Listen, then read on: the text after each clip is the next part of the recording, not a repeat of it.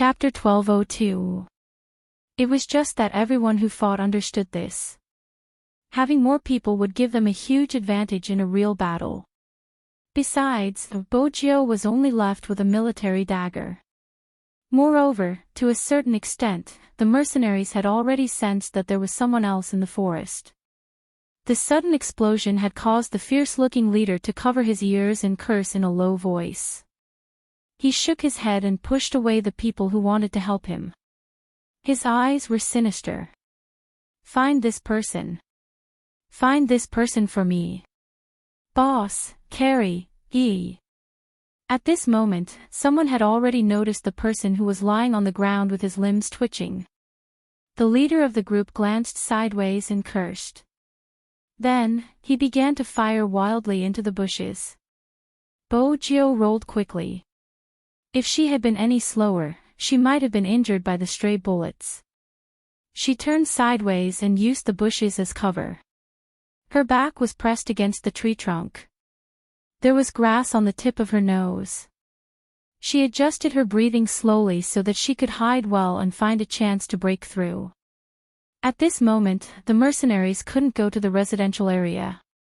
They were successfully trapped outside the metal fence and in the forest. Bojio lifted her head and twirled her dagger. She was thinking about what the Almighty would do in such a situation. There were only 4 people left. One of them had been seriously injured. From the angle, he should have lost his hearing. However, his gun was still in his hands. He was a long-range shooter. The other 3 were completely unharmed. The most difficult to deal with was the leader. He was alert, quick and skillful. Most importantly, he was born with a crazy gene. He didn't seem afraid of death at all. While Bojio was thinking about these things, she had to pay attention to her surroundings. Even the slightest movement would mean that someone was approaching. The only advantage she had was the weather in the forest. It was foggy. But how was she going to break through or protect herself from now on? That was going to be difficult for her. A woodcutter couldn't cook without rice. She was defeated because the bullets in her gun weren't real. In the distance, the night sky thickened. When there wasn't any wind, the fog would be especially thick. This was the no man's land. It wasn't safe to enter the forest at this time. The humidity was too high and poisonous snakes would come out. Therefore, the army had a rule that unless there was a military demonstration, no one was allowed to enter except for the garrison personnel. Hence, when the soldier on night duty saw the person walking towards him, his originally bright eyes turned even darker. He clicked his heels together and gave a standard salute. Captain Chin. Even though Chin Mo was now a major general, the people here were used to calling him Captain Chin. "Is there any problem?" Chin Mo's words caused the soldier to pause. "No, everything is normal, even the infrared is normal." "Normal?" Chin Mo lifted his lids and looked into the dark night. He frowned again. "Give me your backpack and gun." "Ha!" The soldier didn't understand why Captain Chin wanted his things, but in the military, he had to obey orders. "Yes." The soldier untied everything at his waist and handed everything to Chin Mo. He watched as the man tilted his head and adjusted his shooting angle. With a click, he said calmly, "Earpiece." "Yes." The soldier didn't expect Captain Chin to even want his wireless earpiece. What was Captain Chin trying to do? Chin Mo took the black earpiece and put it on his left ear. At this moment, he seemed to have heard something. He quickly raised his gun and aimed it at the forest. "Who's there?" There was someone there. The soldier hadn't reacted. The person's breathing could be heard. "It's me, one of us, out." The sniper who had fought with Bojio hadn't expected Captain Chin to be stationed here. He paused for a moment before rushing over. His lungs were about to explode from running.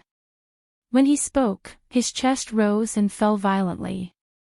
"Captain Chin, something happened. Someone invaded the no man's land." 10. 10 went to chase after them alone. They are heading north. Once they leave the north, they will reach the neighboring regiment and residential area. Chin, before the sniper could finish his sentence, his shoulder was grabbed by someone with great strength. Who did you say went after him alone? 10. 10. At this moment, the sniper was filled with self-blame. I should have stayed behind with him. He asked me to inform you that those people took many photos of the troops. He also asked me to inform you that both of you have the same USB drive. If the direction is right, you will be able to respond. Chi Nemo didn't have time to ask why they didn't bring their earpieces into the no man's land. He also didn't have time to blame anyone because he knew that in order to protect the secret of the base and the national defense checkpoint at the border, he had to ensure that the intruders wouldn't be able to return. One of them had to come back to inform the others while the other pursued. But even though he knew, at that moment, his mind was blank. His fingers trembled uncontrollably. Only by gripping his gun tightly could he suppress the uneasiness in his heart. Even Chi Nemo didn't notice that his expression was filled with a bloodthirsty aura. The sniper was still talking. But Chi Nemo didn't seem to hear him. Until the word USB drive appeared. Chi Nemo glanced up. He told himself to calm down. It was at this moment that he had to remain calm. If he wasn't calm, who was going to fetch his little Bojo back? Chi Nemo reached out and pressed his temples. It was too painful. It was so intense that his eyes turned bloodshot. The soldier at the side was frightened by Captain Chin's expression. He had heard that Captain Chin had been kicked out of the military previously because he had been hypnotized by someone. That hypnotization was too scary. Once it was triggered, a person's personality would be too different from before. At that time, the higher-ups had been afraid of this, which was why they had removed Captain Chin's military uniform. But now... The soldier opened his mouth and called out, Captain Chin. But Chi Nemo had already started speaking. Inform the neighboring troops to use all their forces to stop them. We will conduct a carpet search from the east, west, and south. Think of a way to prevent them from leaving the border. If necessary, snipe them directly. Yes. The soldier touched his feet. The sniper looked at his captain. He switched on his black earpiece, his voice slightly hoarse.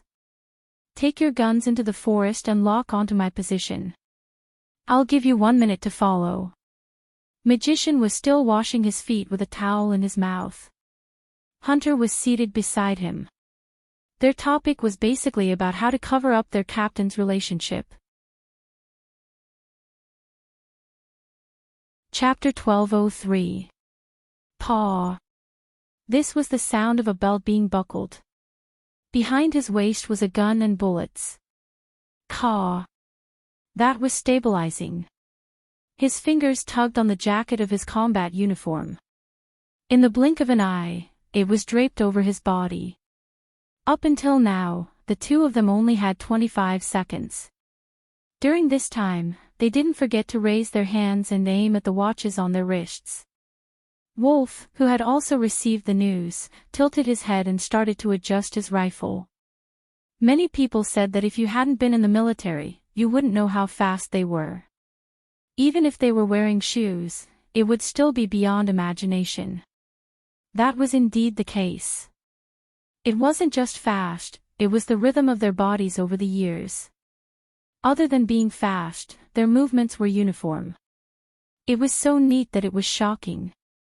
From the moment they received the order to the moment they arranged everything, Magician and the others only took slightly more than 30 seconds. The next moment, they moved out like wild leopards. At this moment, Chi Nemo had already entered the forest. The soldier who was watching Chi Mo's back opened his mouth. He turned to look at the sniper, slightly worried. Will there be any problems?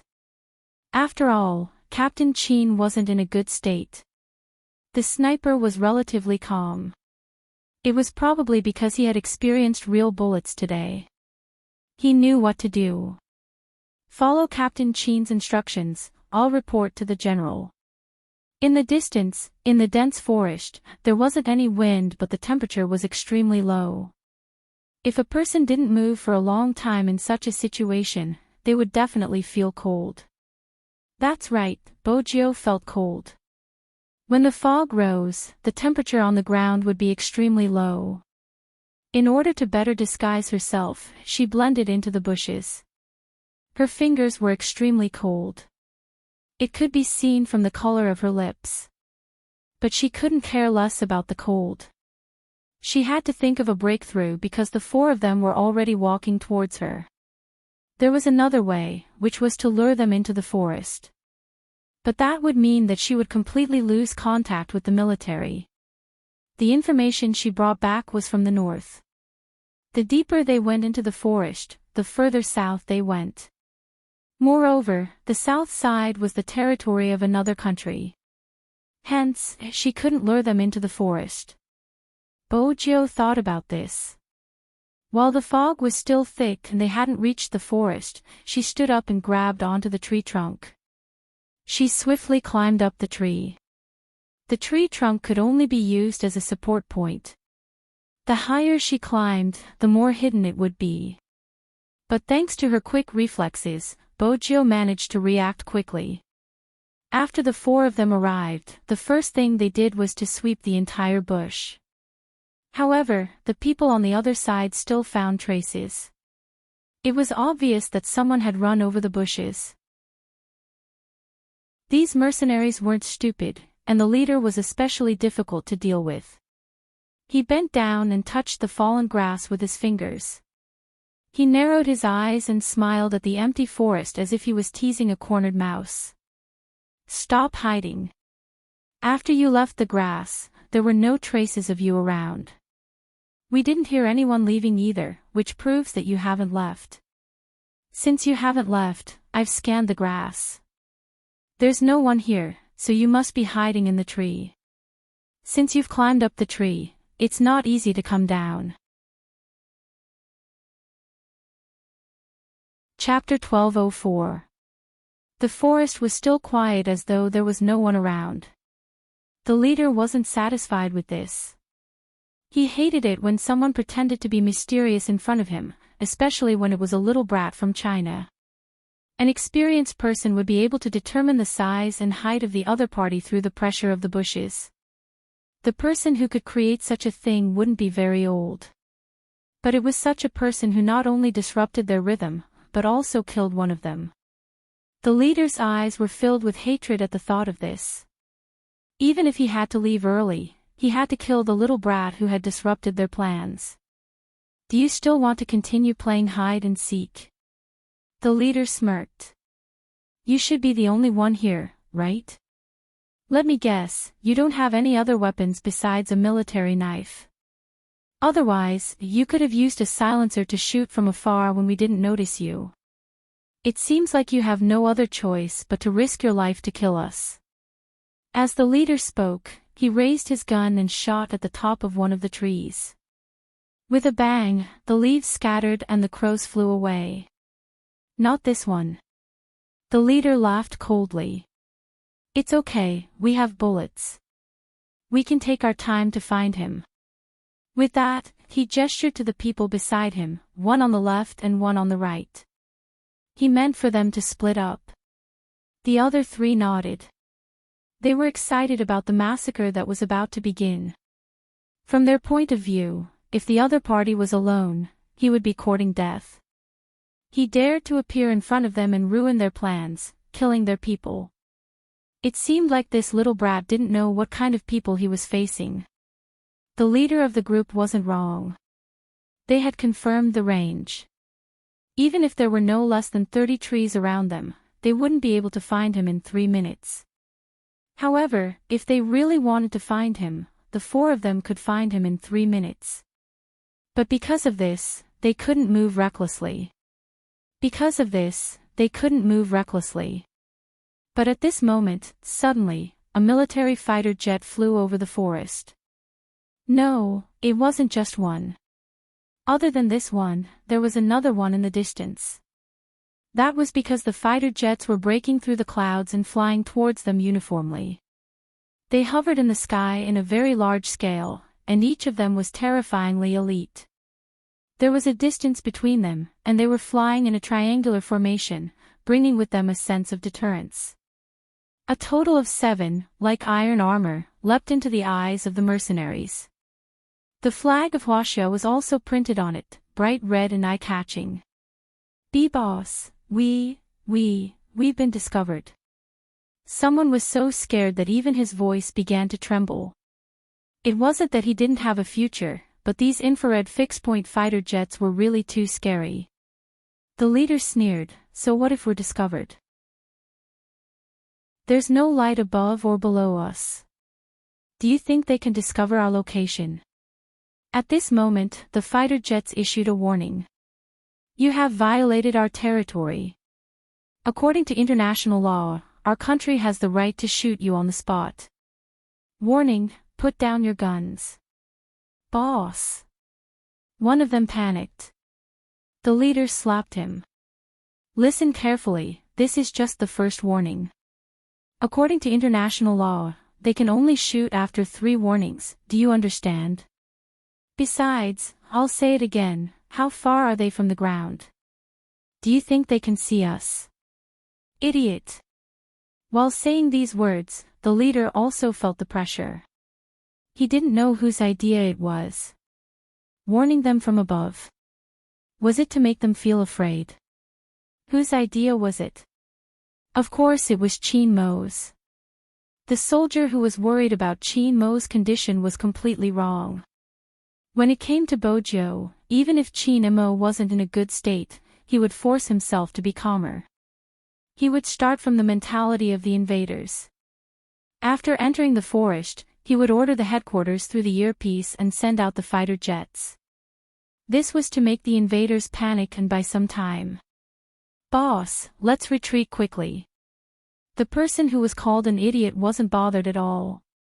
He just wanted to escape as soon as possible. The leader was unusually ferocious. "Why are we running? There are still 5 trees left, capture that little brat as a hostage. When we hold him, who knows if he's dead or alive? But the Chinese soldiers are fooled. With a hostage, they will never shoot, understand? Go and find him." "Yes." The leader was determined to kill Bojo. Just as he said, there were only 5 trees left. Bojo listened to his words and glanced up at the fighter jets in the sky. She knew this was a sign that the Almighty was coming. Her gaze deepened. She leaned to the left, leaning against the tree trunk. At this moment, she looked down at the tree, her tall nose bridge visible. One of them walked towards her. Just as he was about to reach her tree, Bojo seemed to have sensed something. She raised her left hand. With a loud swoosh, a military knife appeared, slicing through the fog and stabbing downwards. The person had obviously seen someone on the tree.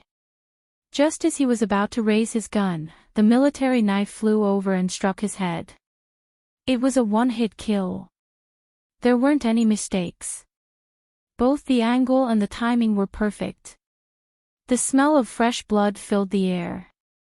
The leader was the first to twist his body, shooting towards the top of the tree. In a flash, the black leather belt in Bojo's hands came into effect. That was what she had used previously.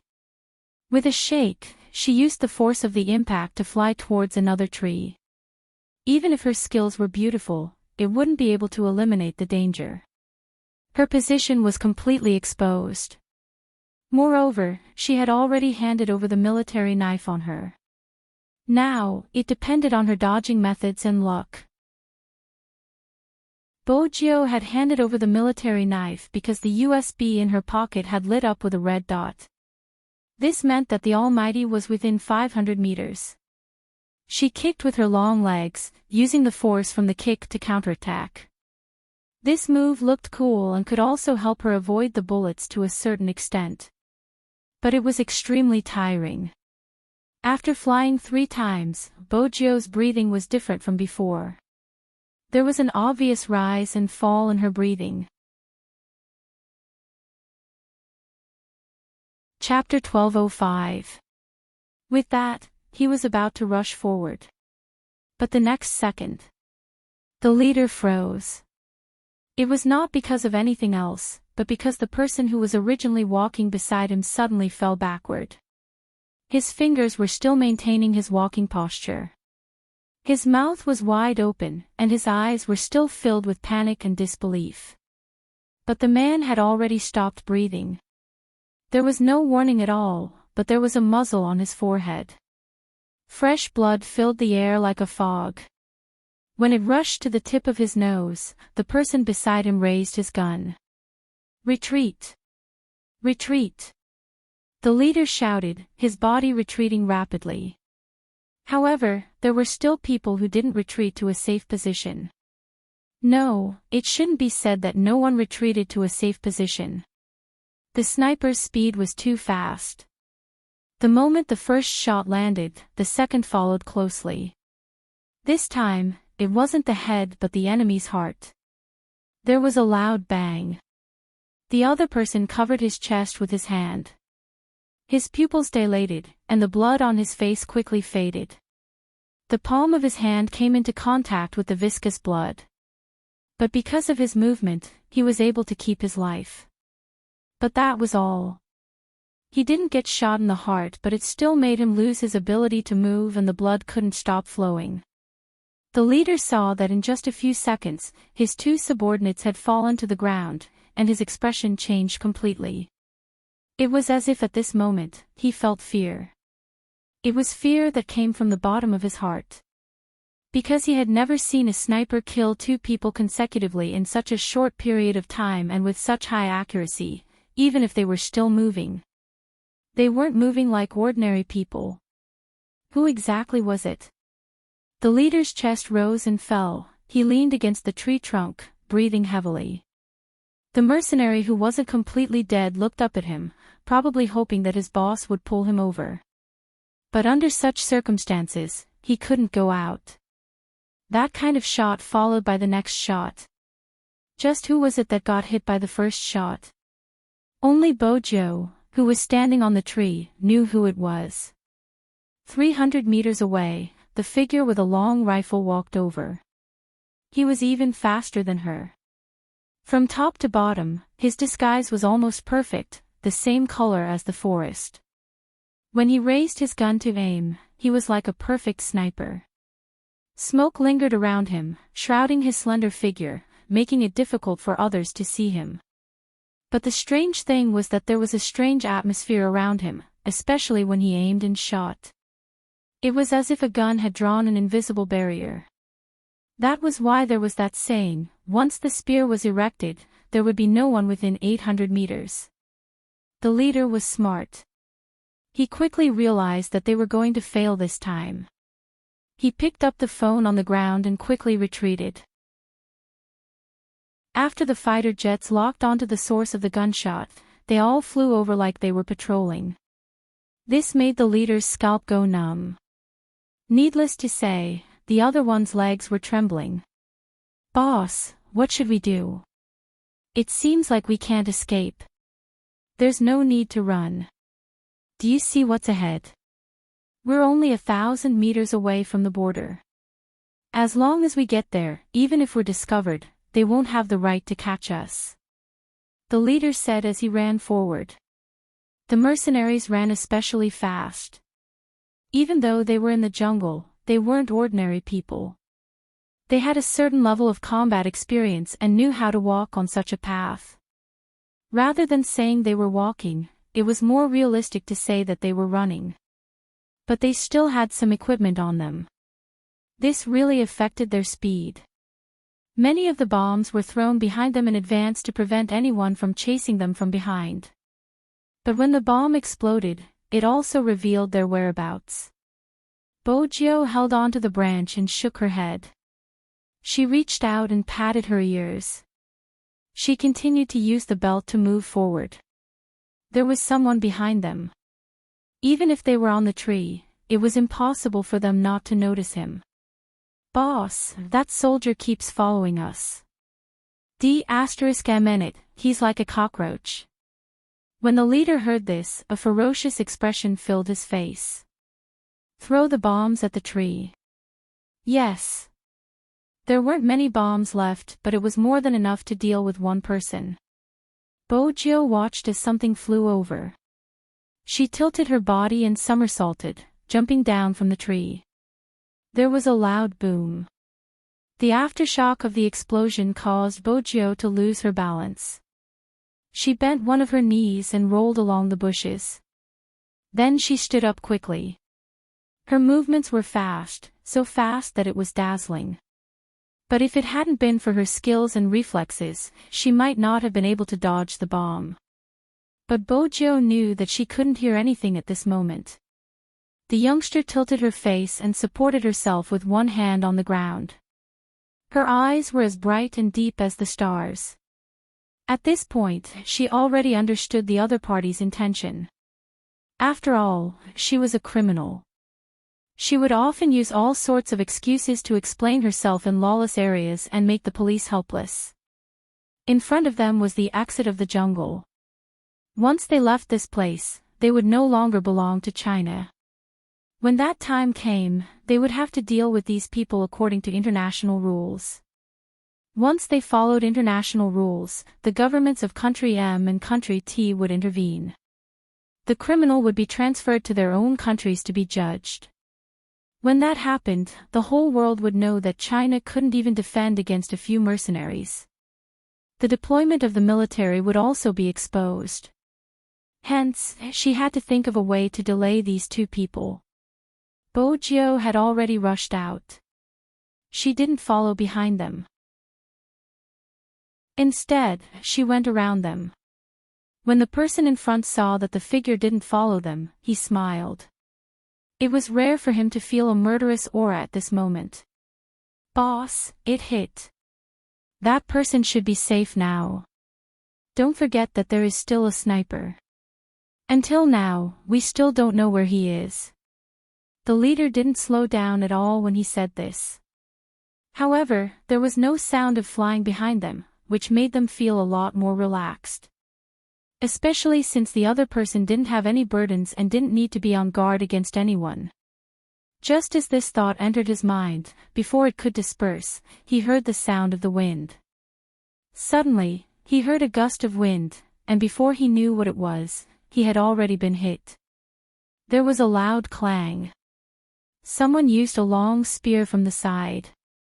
The handle of the spear hit his head and he fell to the ground. This time, there was no metal rod. There was also a long spear. Even if there were no bullets, as long as it was a one-on-one fight, it could be extremely explosive. The person who was thrown to the ground couldn't stand up, let alone grab a gun. His entire head was in a daze. The intense pain forced him to lie on the ground, arching his back. Yes, both him and the leader of the people running in front of them. They never expected the soldier who had been following them from the beginning to come out in such a manner. He held a long spear with one hand and his face was covered with a mask. Only his eyes were exposed. The moment he raised his hand, the corners of his eyes shone with the coldness of the night moon. The leader knew that he couldn't turn back to care about anyone. It was useless. There was only one way left, and that was to run. However, what he didn't expect was that the youngster was the one who stopped his men. What stopped him was the red dot on his forehead that he was aiming at. In an instant, the entire forest seemed to have quietened down. There were no more sounds of running. Only the sounds of insects and breathing could be heard. The leader's fingers froze. He didn't dare to move. Because he knew very well that he had become the opponent's target. If it was an ordinary sniper, the leader wouldn't be afraid. However, after witnessing the scene just now, he might not be able to escape from the opponent's shooting. The sweat on his forehead started to drip down the side of his face and onto the back of his hand. The opponent didn't say a word, but he didn't dare to move forward. His throat moved. He wanted to use a bomb the moment his fingers moved. A voice rang out in the forest. The voice was very faint. It was so faint that it made him widen his eyes. He had heard this voice before. Who do you think is faster, you or me? Until now, the leader still wanted to identify the person's position, but he couldn't. At this moment, he heard the person's voice again. It was a little deep.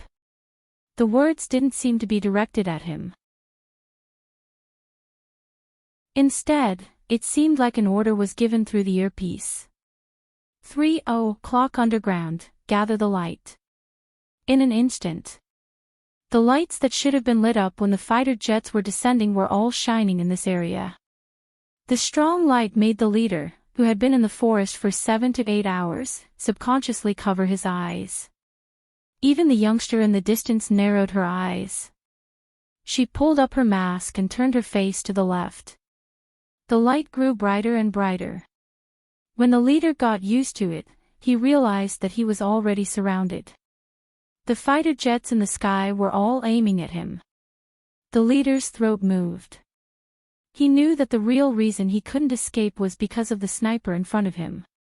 If it wasn't for the infrared lock and his command, these fighter jets wouldn't have been able to discover him. He wouldn't have frozen there for 10 seconds. At this moment, the leader saw the sniper's figure clearly. That's right, it was just his figure. Because he walked out from the light. Standing against the light, he couldn't make out his facial features at all. He just held the rifle in one hand and walked over with the aura. The leader's arm stiffened again. Then, he saw a pair of eyes that seemed to reflect all the light in the world.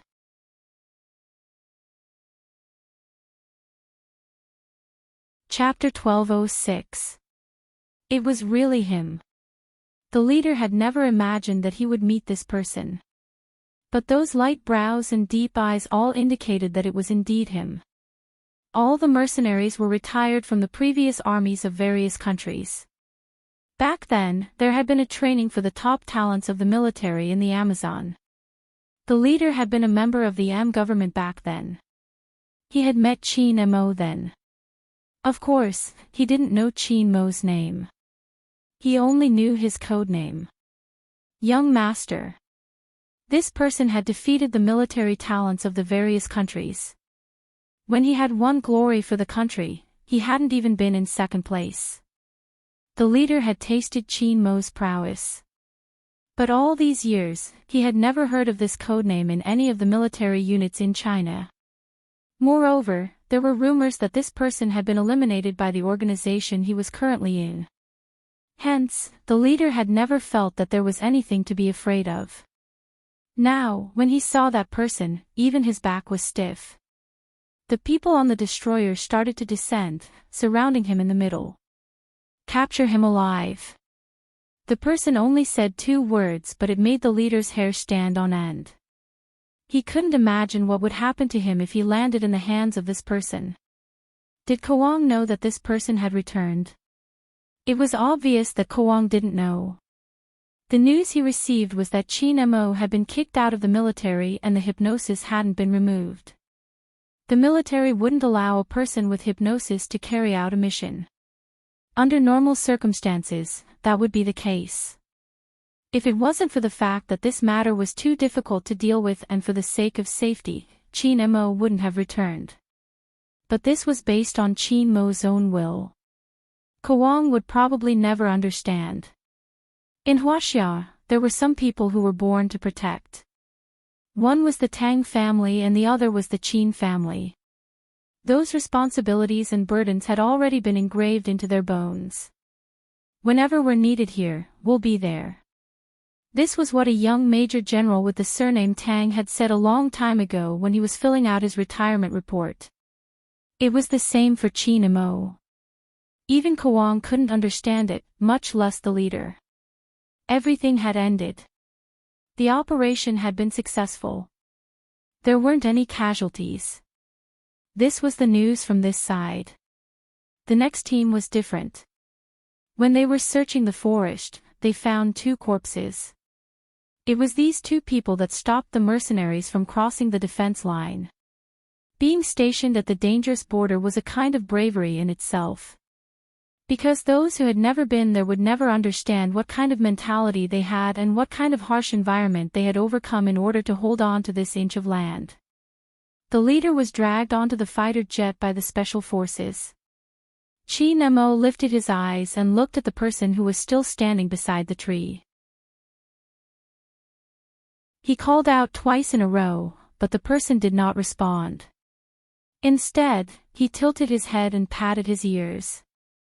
Chi Nemo leaped over, his eyes still red. Without a word, he cupped the youngster's face, his voice low. Your ears are ringing from the explosion. Bojo couldn't hear his words but she could read his lips. She nodded and wanted to slap him again. However, her hand was grabbed by the Almighty. With his free hand, he reached out to touch her ear. This one. Her instincts told her that the Almighty wasn't in his right state. His eyes were bloodshot and this wasn't his usual self. That was indeed the case. Sometimes, the more a profiler forced himself to analyze and write calmly, the more pressure he had to endure. Every time he did a profiling, it would take a lot of effort to analyze everyone's route and the other party's method. This was the image that Chi Nemo had already sketched in his mind. But even so, he was worried that he would make a mistake. If he made a mistake, the price he would have to pay would be her. Bojo felt the grip on her wrist tightening. The other hand was caressing her ear gently, his voice low. What about now, can you hear me? Boz. Bojo felt that it was time to get closer to him. Hence, she leaned closer. Chi Nemo stilled, not saying a word. When no one was looking, Bojo lowered her voice. Perhaps a kiss will make it better. This time, Chi Nemo smiled, the blood in his eyes fading. A kiss will make it better. Yes, Bojo replied seriously. Chi Nemo's fingers rubbed the ear again. His voice became as deep as the night. I'm scared. Bojo hadn't expected to hear this. She froze. Chi Nemo watched her, his gaze hiding too many things. What if I don't arrive on time? Bojo felt that it was time for her to say something. Just as she was thinking about it, the hand on her ear left and the grip on her wrist tightened. Captain Chin. A patrolling soldier walked over and saluted. Clean up, we found all the phones and the guns. Got it. Chi Nemo's voice was calm. Inform the troops, someone is injured. The patrolling soldier. Someone was injured. Where? This wasn't something he could ask. He could only contact the medical department immediately after receiving the order. Very quickly, he lifted his head. The doctor asked about the specific situation. Where is the injury in the lungs? Does he need surgery and how is the blood loss? Temporary tinnitus caused by the explosion. The patrolling soldier wasn't the only one who froze. Even the doctor who received the call felt his mouth twitch. Boss, are you kidding me? Why did he have to inform him about a tinnitus? He was an authoritative person. Be it psychology or surgery, he was the best of the best. And now, he had to treat a temporary tinnitus. The person with the codename doctor wanted to say something. As usual, Chi Nemo didn't give him a chance to speak. He brought Bojo onto the plane. The patrolling soldier was on the same plane as well. He took the opportunity when Captain Chin turned on his Bluetooth earpiece to make the final report. He lowered his voice. Boss, the injured person isn't you, right? Bojo lifted her head and looked at the curve of the plane, her posture lazy. It should be. The patrolling soldier paused. But can't you hear me? What happened to the tinnitus? Bojo tilted her head, her gaze devilish. Youngster, you are still too young. She had made a mistake. If she didn't pretend to be sick, the Almighty would punish her to stand facing the wall. But Bojo hadn't expected that her tinnitus would cause her to be treated like a level 1 disabled person. This time, she was probably famous in the military. It could be seen from the shock in the patrolling soldiers' eyes. Bojo thought that was the end of the shock. But unexpectedly, when they alighted from the plane, the Almighty suddenly carried her up. Bojo hugged his neck instinctively. The next second, she fell into his embrace, her face rubbing against his. His soft skin and the curve of his face, along with the faint smell of gunpowder. The patrolling soldier wasn't just shocked. Instead, he looked as though it was the end of the world. Hunter and Magician, who had been waiting for a long time, widened their eyes. After all, when they saw this scene, they couldn't describe how they felt. The doctor frowned and asked, "What's this?" "Carried." When had their boss carried anyone before? "An injured person." The two indifferent words were heard, and the straight man on the other side heaved a huge sigh of relief. So it was an injured person. Captain Chin still cared about them occasionally. This was the reaction of the soldiers. When Hunter and Magician heard the two words, they glanced at each other before shifting their gazes away. This was a good explanation. The doctor's lips twitched. "Boss, explain to me. What kind of injured person with tinnitus needed to be carried into the infirmary?" But the others weren't paying attention to this. Every soldier stationed here only knew one thing, and that was that their operation had succeeded. In the past, there had been people who felt that recruit number 10 wasn't very powerful and that everything was just luck. But now, such voices were gone. This was because they all knew how dangerous it was to stalk someone without any ammunition, or even to fight with them. They were gambling with their lives. If the youngster hadn't been there, they wouldn't have known about this invasion. Even if they had known, they wouldn't have been able to eliminate them at the best time. No one would forget this point. Number 10 was worthy of that military uniform. He was even more outstanding than them. Due to the severity of the situation, the general and regiment commander took the military plane together and sent all the information to Jiang City at the first instance. From all aspects, it was confirmed that the mercenaries were Kwang's subordinates. And through the sniper's brief recount, it was confirmed. They wanted to let China know how they would take revenge if they cut off their source of income. After seeing the photos and the soldiers who had sacrificed themselves, the higher-ups immediately issued an order to wipe out all places related to the drug. Especially in the border cities between the three countries, they received heavy news. Once the poisonous powder appeared in the market, the relevant departments would be held responsible. Entertainment venues would be on the lookout too. Any channels and individuals would be punished. Once the drug addicts were discovered, they would be detained. No matter who they were or what connections they had, it would be useless. In an instant, it was different from the past. Because those who were sacrificed couldn't be allowed to die in vain. In this world, especially in China, there would always be a group of people risking their lives to deal with the most ruthless drug lords. They wanted to clean up a piece of land. No one knew what harm this thing could bring to people. It wasn't just something that killed people. It was something that could turn a person into something neither human nor ghost. Choosing to enter the field of narcotics was equivalent to having one foot in the coffin. Some people were even willing to go undercover in order to find out how they operated. It was to prevent these things from flowing into the country. Perhaps those who chose to forgive the drug addicts had never thought that there were other people using their lives to protect this land. In order to prevent their country from being seen as weak. In order to ensure that the people who left the country would always remember that no matter when or what they encountered outside, there would always be a strong shield behind them. It was a pity that not everyone could understand it. The sky outside turned darker. After the success of the operation, the troops became even quieter. Because they really needed a good sleep. In terms of garrison, there were twice the number of soldiers.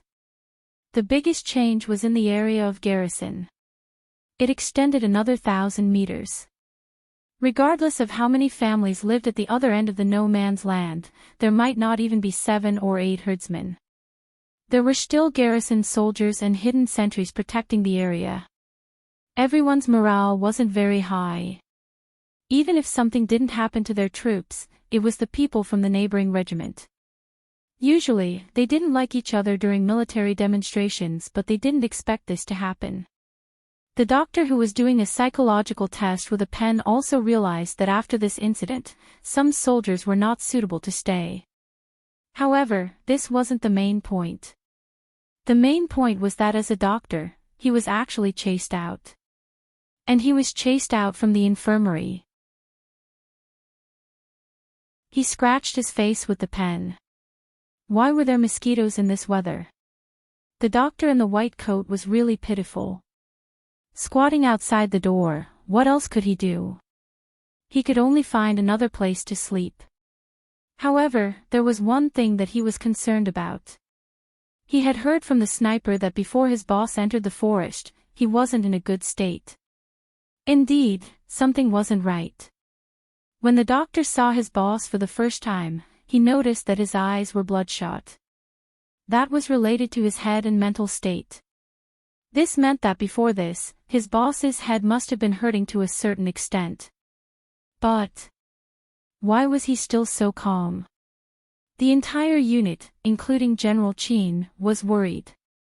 Once his boss couldn't take it, what would he do? During the mission, he would recall the past and his head would hurt so much that he couldn't hold his gun.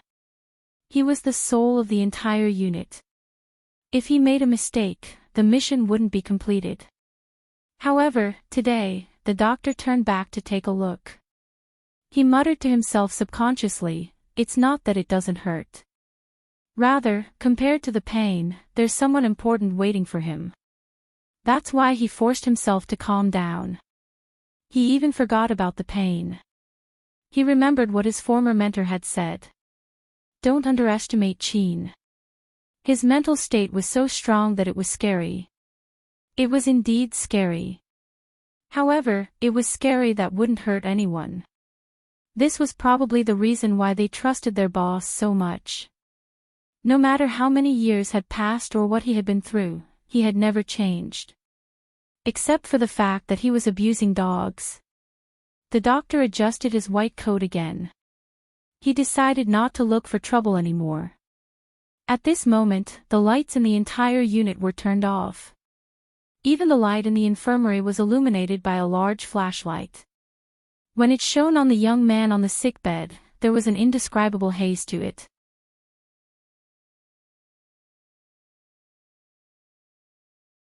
Chapter 12:07. Chin Mo stood beside the bed, pouring a cup of hot water for a certain someone. His eyes met the jade-like curve. His gaze deepened. Then he raised his hand and drank a mouthful of water. Bojo paused. "Brother Mo, isn't that water for me?" It was.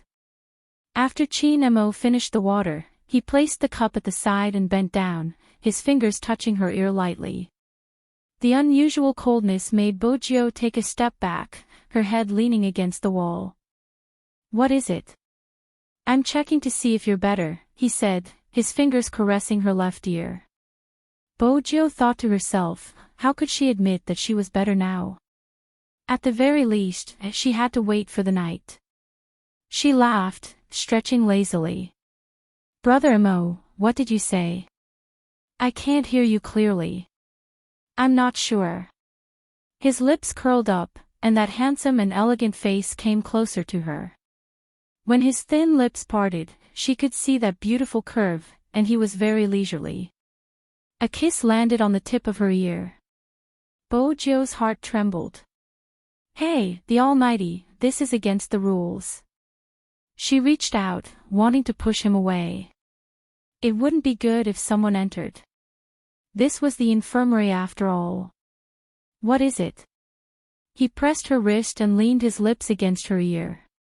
His breath seemed to be able to envelop her completely. It's not like a kiss can make it better. He was using her words against her again. Bojo interlocked her fingers with his. This is the infirmary. Did she make herself clear? Oh.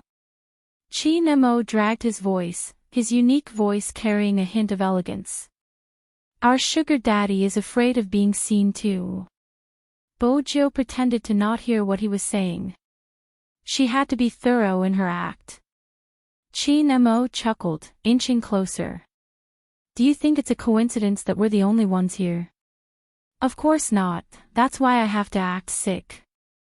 Almighty, you haven't been yourself since the start.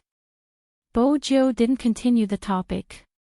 Instead, she reached out and held onto his head with enough strength to fight another round. But in front of the Almighty, she rubbed it lightly, her brows still furrowed. Are you jealous because of your headache? Chi Nemo stilled, his pupils dilating in an instant. Then, he returned to his original state, his smile overflowing. Compared to a head massage, there's something else that relieves the pain faster. He looked at her. His gaze was as deep as the night outside, causing Bojo to freeze. The next second, the flashlight seemed to have run out of power, and the surroundings were plunged into darkness. Bojo was about to turn on the flashlight, but his aura was already one step closer, pressing down on her.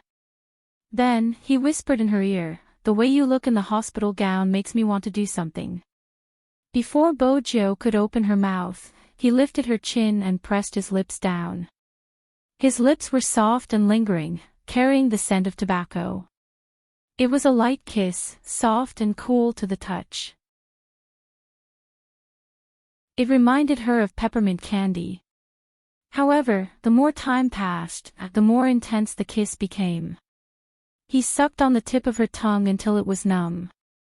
Their fingers were interlocked, but when Bojo exerted force, he chuckled lowly. After he released her, his lips were still pressed against hers. Do you like it? In the night, Chi Nemo was like a demon from the deep sea, even his voice was lazy and sexy, heating her up. On top of that, he was very different today. I've always wanted to do something like this, even when I close my eyes. As expected, we shouldn't be staying in the same room. That kind of voice, while ringing in her ear, at the same time, it lightly pecked the back of her ear. Bojo felt her blood heating up. She moved her left hand, which was interlocked tightly, as though that was the only way to give herself some strength. Brother Mo, MH. Chi Nemo didn't intend to let her get up. He followed her wishes and let go of her hand. However, he held onto her wrist and let her wrap her arms around his neck. They sat facing each other. Since Chi Mo's legs were too long, half of them hung down from the side of the bed. But even so, Bojo felt as though she wasn't sitting on the bed, but in the Almighty's arms. They were too close, as though he was using his legs to support a certain area, and she was in that area. This is weird. Bojo lowered her voice, her breath landing on his shoulder. The dark brown uniform was very seductive. Chi Nemo tilted his head, smiling more than usual today. I want to touch the person I like in my arms, what's so weird about that? He used the word touch. Seriously. Bojo arched a brow, about to say something. Just then, she felt her hospital gown being lifted from the back. Immediately after, a hand slid in, carrying a slight chill. Bojo shivered, her fingers gripping his shirt tightly. Brother Mo, Chi Mo lowered his voice. Don't hide, let me know you're really here. Bojo's heart softened. She tilted her head, rubbing her face against his shoulder. 1 minute. They were in the military after all. She hadn't understood before, but now she understood. It wouldn't be good if others found out about it. Bojo didn't care about anything else, she was just worried about how others would view him. Fortunately, the Almighty was cooperative today, replying lazily, all right, 1 minute. Unfortunately, the minute was longer than she had expected. Besides, she could feel the heat around her rising. It was all because of the Almighty's actions. It wasn't a big deal if his hand was restless. It was just that this person had broken too many rules since he was born. Not only his appearance, but even when you closed your eyes, that voice was as pleasant as the late-night CV of a radio station. After it was softened, it was very magnetic and pleasant to listen to. Have I ever told you that this part of yours is very beautiful? Chinemo spoke, pressing down on her tailbone. The numbness spread uncontrollably throughout her body. She straightened her back instinctively, trying to avoid the touch. Even the corners of her eyes were red, making the mole at the bottom of her eyes seem to be coated with a layer of luster. Chinmo's gaze deepened. And your back as well. Under the moonlight, the two figures on the hospital bed could be seen clearly. Especially that pair of hands with jade-like joints. Like in art, they wandered around the young man's fair back. With every word, his fingertips would press down a little. Bojo couldn't even stabilize her breathing. All she could feel were his hands and the rising temperature. Every time he pressed down, she couldn't help but tremble. Chapter 1208. All of a sudden. Bojo's shoulders trembled, her face flushing furiously. Itchy. Really? Itchy. Chinmo's eyes seemed to be watery under the moonlight. Is it just itchy? Even though it was Bojo, she had no choice but to bend her body in his arms. That was probably the only way she could hold on for a minute. Chinemo felt that she would probably never know that the more she behaved like this, the more he didn't want to leave. It was as though he was possessed. That kind of touch was as smooth as silk, but much softer than silk. It had a good feel, just like the warm jade of ancient times. And the smell on her body. Chinemo tilted his head, the tip of his nose brushing against her hair, his gaze deepening. Bojo bit her lips. Two of the buttons on her hospital gown were undone, revealing her exquisite collarbone and slightly round breasts. Her snow-white skin only served to make the temperature hotter in the dark night. She didn't know how the Almighty was feeling. Bojo could only hear her own heartbeat. It was loud. She had never sweated so much before. As her fingers tightened, she unconsciously released her lips. Even her voice was faint and sweet. This minute wasn't a good one for Chinemo, but it seemed like this was the only way he could confirm that she was still there. Bojo calmed her breathing. After looking at Chinemo for a moment, she turned her hand and pressed him onto the bed. Brother Emo, something isn't right. Look at me, aren't I here? MH? Chinemo raised his hand, his fingertips caressing her face. At the start, she hadn't been pleasing to the eye, but the more he looked at her, the more he liked her. She was still so disobedient. Bojo leaned over with the help of the moonlight. I'm here. Chinemo watched their posture. Are you going to talk to me like this? MH, Bojo replied before kissing his lips devilishly. You don't have to use any other methods to confirm my presence, I'll just tell you. Chinemo met her eyes. The moonlight shone on her snow-white shoulders, her hospital gown slipping down to her arms. The sight of her made his throat tighten. Idiot. Chinmo's lips parted slightly. He pressed her head against his chest and closed his eyes slowly. Bojo moved her fingers. The low voice came again. My head hurts. Especially when I knew that you were chasing after someone. My head felt like it was going to explode. He did not know why. Bojo felt a sense of grievance when she heard that faint voice in the middle of the night. What about now? Bojo moved upwards, reaching out to hug his head. Chinemo paused. He didn't speak at first, but after a while, he said, It's all right. Bojo saw his sexy thin lips and pursed them slightly. Her heart melted from his cuteness. Tsundere, Tsundere. This was the Almighty, just like a little princess. Then let me tell you a story, brother Imo. When Bojio had been young, she had hoped that one day, she would be the one to read him bedtime stories. If not, how would she know her position in the family? Chapter 1209. Bojio. She must have been in a fake relationship, otherwise, her dark history wouldn't have been exposed. Not these two. Chi Nemo continued leisurely, then it's the ancient transmigration, dominating the princes and princes. Seriously, it was ruining the atmosphere. Bojio leaned forward, planting a light kiss on his lips. It was soft.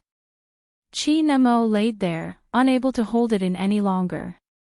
He lifted the corners of his lips, trying to suppress the smile in his eyes. He couldn't hide it since he was kissed.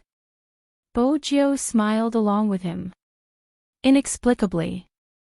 This was probably the opposite of himself after falling in love. Her left hand was pulled over, their fingers interlocked. Next, they changed their position.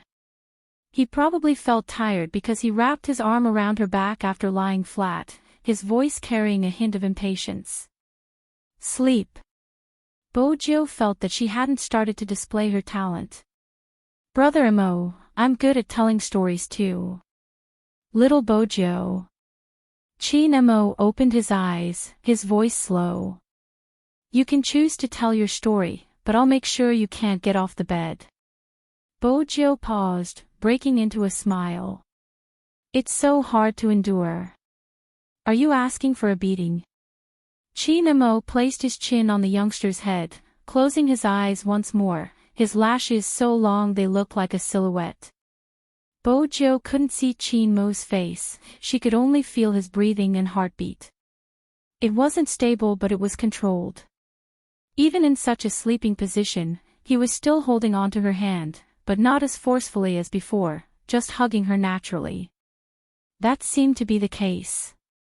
When this man became gentle, he would let you see the entire galaxy. Bojio wanted to tell the story after the mission, it could be used as a proposal. Even though it was a pity that the electronic car was gone, but that was what Bojio was thinking. But when she glanced sideways, she realized that there seemed to be something glowing at the side of his pants pocket. The light was very weak and it must have been in his pocket before, so she couldn't see it. But now, it had slipped out. Bojio recognized it immediately, it was her electronic car accessory, the little peach. There were 4 small words written on it. Marry me. Brother Imo, Bojio wanted to say something, but when she turned, she realized that he was really asleep. It was probably because he was too tired that he fell asleep in such a short time. This face always gave people the feeling that when he closed his eyes, he looked like an immortal, but when he opened his eyes, he looked like a demon. It was rare to see a great god so quiet. Bojio reached out and touched his cheek. He seemed to have sensed someone touching him, but the touch was familiar. He didn't wake up, instead, he leaned closer to her. Bojio smiled, lowering her voice. Little princess. Even the little princess was hers. Are all people in love the same? Sometimes, even though he knew that it wasn't appropriate to make it public, it wasn't appropriate to do intimate actions. He just wanted to show off to the whole world. This man was hers. But as for the title of Little Princess, when he woke up the next day, the sky outside was still not completely bright. Bojio opened her eyes, the first thing she saw was the Almighty's face and his arched brow. What did you say to me last night?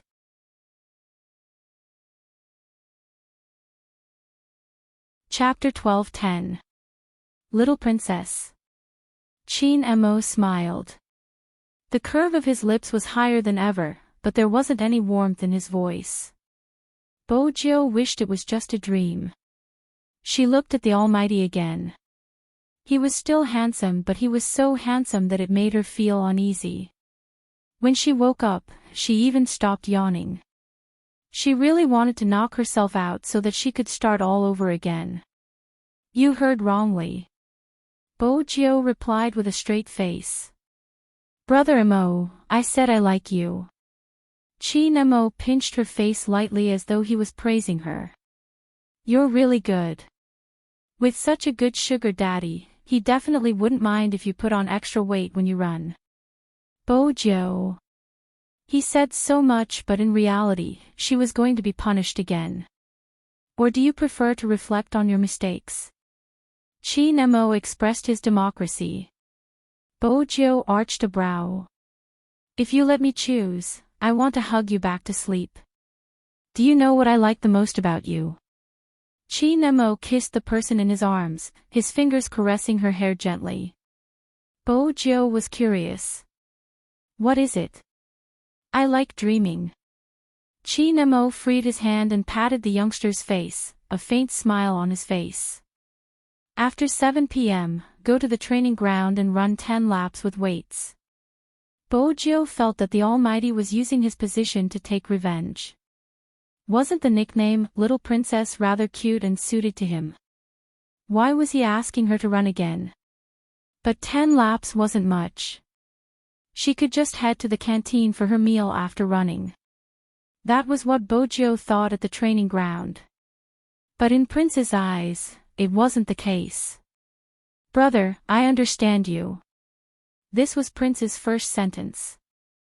Bojo ignored him. But your brother seems scarier than my uncle. He's the devil, how did he train his aura? Right, did you know that when you were in the forest yesterday, he went in alone with a gun? F***ck, he mobilized the troops from both sides to coordinate with his commands. How much is in that brain of his? It's too heaven-defying. Also, his shooting range was so far away and there was fog in the forest. How did he distinguish the movements of the people? Seriously, are all the children in your family genetically like that? Bojo wanted to remind him to shut up and look behind him. Finally, the figure came closer. Bojo had already given up on reminding him. Instead, she held the mineral water bottle in her hand and moved a meter away from him. Prince seemed to have noticed her actions and was about to say something when Bojo stopped him. Just then, a cold voice came from behind him. What kind of child our family will give birth to is between us. Prince had completely lost his ability to think because of that voice. Otherwise, anyone would be able to understand the rich information that was conveyed in that sentence. For example, Bojo. Even the calm and devilish Bojo almost choked on the water she was drinking. Why did she end up on such a topic? Chapter 12:11. The villain in Prince's heart was still trembling. He had wanted to reach out and grab his roommate so that he could put in a good word for him. However, the moment he turned, he realized that they were so far apart. F***ck, when did the friendship in the military become so fragile? Chin Mo noticed his actions. He lifted the corner of his lips slowly. The chief should have told you not to go to the forest in the future. Have you ever thought about why? Prince was confused. That's right, he wanted to know why his uncle would care about him going to the forest. You have a bright future. Chin Mo turned towards Bojo. Now, there's one more person to run with you. Bojo was still drinking the mineral water. Did the Almighty want a child? Prince was starting to feel hopeless. He was a nouveau riche, but now, he was going to die in the hands of the devil.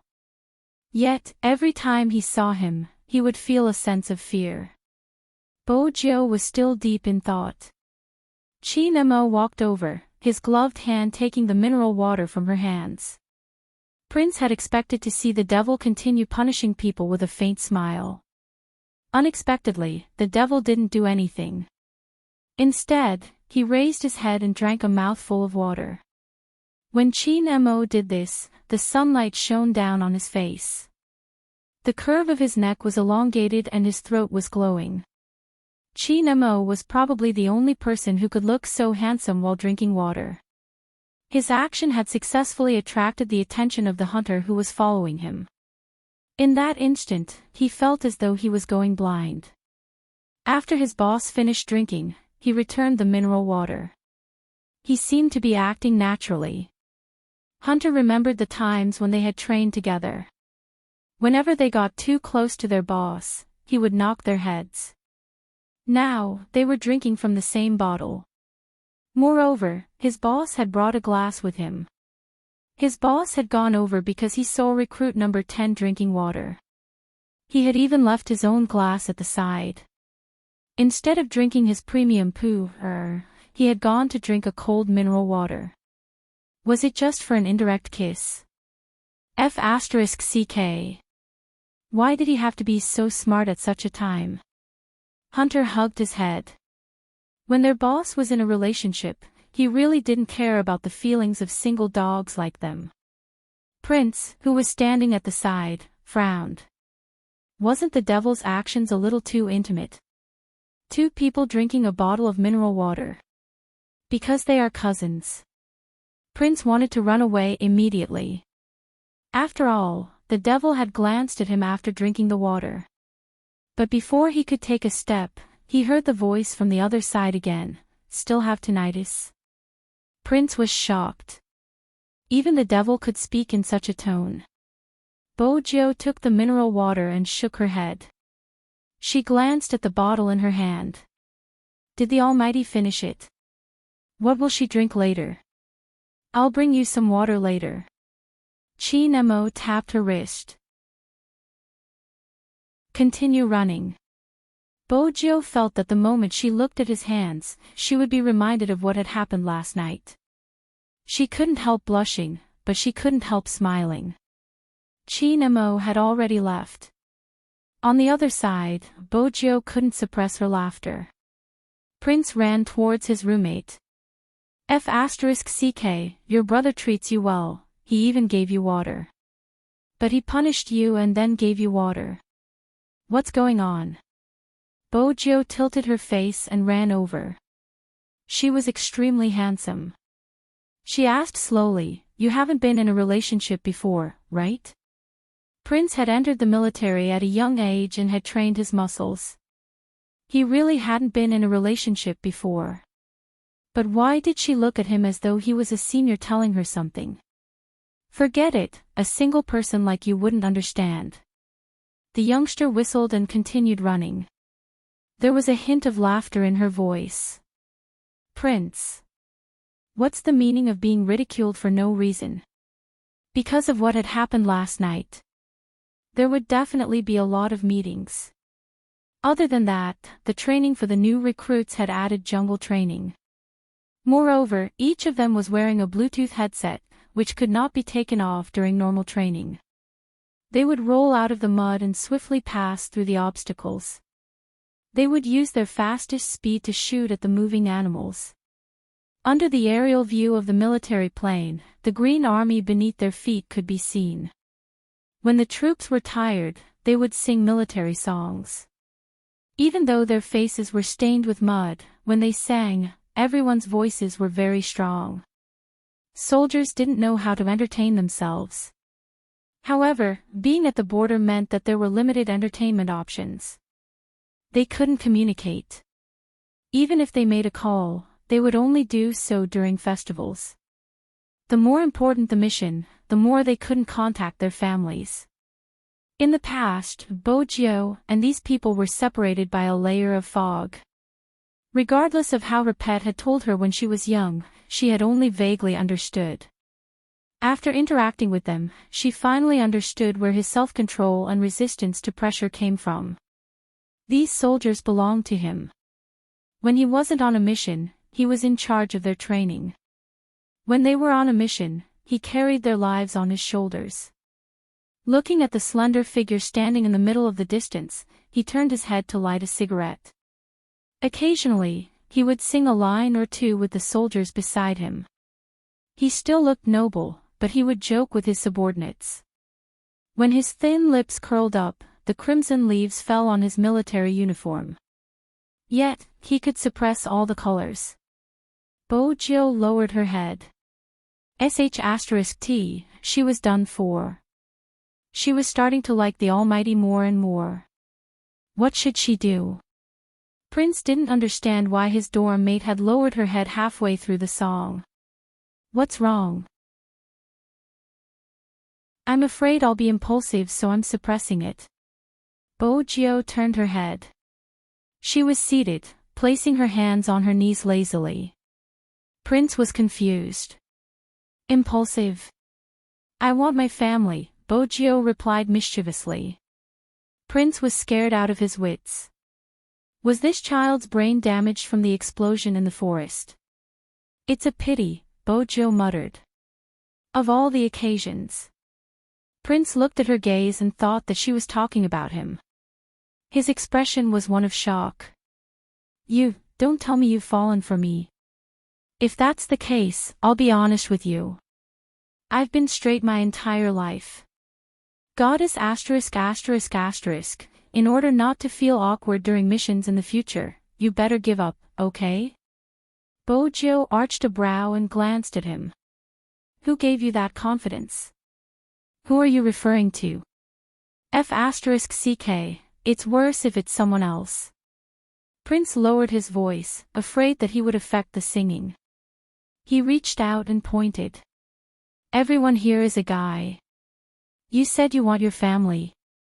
****, you said you want your family. ****, you said you miss your family. Let me tell you, if it's me, I can help you hide it. If it's someone else, you'd better give up. If your brother finds out, he'll definitely break your legs. Let me tell you. As the captain of the small team, Hunter would definitely be standing at the side. It was inevitable that he would hear Prince's words. He couldn't help but look up at the sky. He didn't know if number 10 would get his legs broken by his boss. But he was sure that his boss would definitely break his legs. Child, didn't you notice that when you were whispering to number 10, your boss's gaze swept past you a few times? He felt a chill down his spine as he stood at the side. How did Prince dare to get any closer? Chin Mo's gaze swept over to them. It seemed like his little friend had a good relationship with her roommate. It was really good. Chin Mo smiled. The hunter felt a chill run down his spine as he witnessed the scene with his own eyes. His boss's smile was a little scary. After the singing session, the doctor suggested a report in the morning in order to ease the anxiety of some of the new recruits. It was probably to let them play some games. Physical games weren't something to be underestimated. It was indeed a way to relieve stress. Moreover, there were rewards. Everyone was eager to participate. At this moment, there wasn't a hierarchy. They could be partners. When Prince heard that there was a reward, he turned and asked Bojo, "Do you want to form a team?" Yes. Bojo was someone who had to get a reward. From a certain perspective, it wasn't unreasonable for them to be able to chat so well. The game was simple. Two people's legs were tied and there was a distance of 800 meters between them. The team that reached the other side first would dismantle the gun and reload the gun. The team that used the least time would be the winner. Prince patted his chest. I'm good at this. Dismantle the gun. Bojo arched a brow. Prince was delighted. I'm talking about jumping with one leg. Didn't I tell you that I'm good at everything? When we have holidays, I'll bring you to play online games. Then, you'll know that I'm better than most people in terms of gaming. Bojo arched a brow, replying slowly, if you're on the other side, I'll play with you. Why? Prince didn't understand. When the youngster bent down, her black hair covered her fringe. Her long fingers caressed the rope, her tone indifferent. That way, I can send you back to the blood pool. Prince was a little slow before he understood what she meant. Hey, we're teammates, don't you understand? Teammates should be. He didn't manage to say the word love. That familiar tall figure appeared again. This time, Prince told himself not to hold it in. This was a game and he was having a normal conversation with his teammate. That's right, hold it in. Bojo lowered her head, tying the rope around her legs. Suddenly, a pair of hands appeared in front of her. They were long and fair, with jade-like joints. The hands hooked onto the other end of the rope. It was a beautiful knot, fast and orderly. Bojo glanced up. She saw Chin-mo bending down just like her. With the rope tied around her ankles, the distance between them wouldn't be far. If her chin was just a little closer, she would be able to touch his black hair. He smelled good, a unique tobacco scent. Most importantly, because everyone was doing the same thing. Therefore, even if they did this, no one would notice. Of course, that was except for Prince, who couldn't describe his emotions. If he was not mistaken, the great demon king had just taken the rope that belonged to him, right? After Chin-mo was done tying his own, he turned and tied the ankle of the youngster who had paused. We'll be in the same group. It was a very light sentence, and the voice sounded very normal. Bojo glanced at her roommate. She felt that it was better to mention him. Prince, he's playing as well. As Chin-mo spoke, he glanced in Prince's direction. There wasn't any emotion in between his brows. It was just an indifferent glance, and even the corners of his eyes were curved. But the coldness in his eyes allowed Prince to understand the warning. He hurriedly expressed his stance, his tone sincere. No, I'm not interested in such games. Chin-mo chuckled. He turned towards Bojo. Did you hear that? What else could Bojo say? She couldn't understand why her roommate had changed so quickly. Prince watched the two of them. His heart was thumping furiously. He was scared out of his wits. He could still feel the lingering warmth of the devil. He took another step back and turned towards his captain. Who should I be in the same group? Hunter finally found a chance to talk to his subordinate. Anyone is fine as long as it isn't number 10. With that, he reached out and patted Prince's shoulder. Prince muttered, "You can't blame me. I just realized that the devil is obsessed with his brother." Hunter, on the other side, the two of them were still stretching. It was a normal stretch, but the Almighty's movements were much better than hers. Bojo glanced at him and suddenly felt that his height was a huge disadvantage. What is it? Chin-mo seemed to have sensed her gaze as he tilted his head over. Bojo asked, "Do the troops sell milk?" Not at the moment, Chin-mo replied casually. Do you think you're short? Bojo smiled. I'm not short. Based on the length of your legs, your speed won't be too fast. Chin-mo replied leisurely, short legs. Bojo. She wanted to give the Almighty a beating. It was as though she could see their future. Novels were indeed lies. How could a sharp-tongued man improve after falling in love? How had the Almighty changed? He was still so arrogant that she wanted to challenge him. Don't pout. Chin-mo glanced at the youngster, his voice coming over again. It makes me want to kiss you. The sudden flirtation. Bojo arched a brow. Based on the length of your legs, kissing isn't convenient. 12 centimeters, the golden height for kissing. What's the inconvenience? Chin-mo reached out to put on the wrist guard. He glanced up at her. It's probably because my legs are short. Bojo handed her wrist over, a smile on her face. She realized that the Almighty was the one who had helped her put on everything she owned. At this point, it seemed like something a boyfriend would do. Chin-mo chuckled lightly as he helped the youngster put on the wrist guard. They spoke softly. It was a rare moment of intimacy. It was a pity it wasn't long, just a few sentences. The Almighty was too eye-catching. Even though they were wearing the same training uniform, many people still noticed him because of his face. Captain Chin is participating too. It can't be. What's the point? Captain Chin will definitely win. I thought Captain Chin didn't participate in such activities in the past. Cries of anguish rang out from all directions. Bojo glanced over, lowering her voice. Brother Mo, why didn't you participate in such games in the past? In the past. Chin Mo stuffed a hand into his pocket. He stood tall, his voice unhurried. I'm not with my girlfriend, why should I participate? What he meant was that he was participating this time to accompany his girlfriend. Bojo paused, her face burning. She shook her ankle and glanced at the person beside her. In the end, she raised her hand to press the stray hair on her forehead. From the side, the youngster looked helplessly handsome. She exhaled deeply.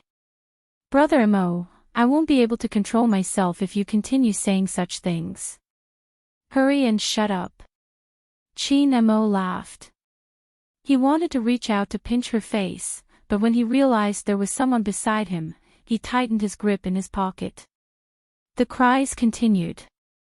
Someone walked over and said to Chin Mo, Captain Chin, you aren't giving us any chance to win.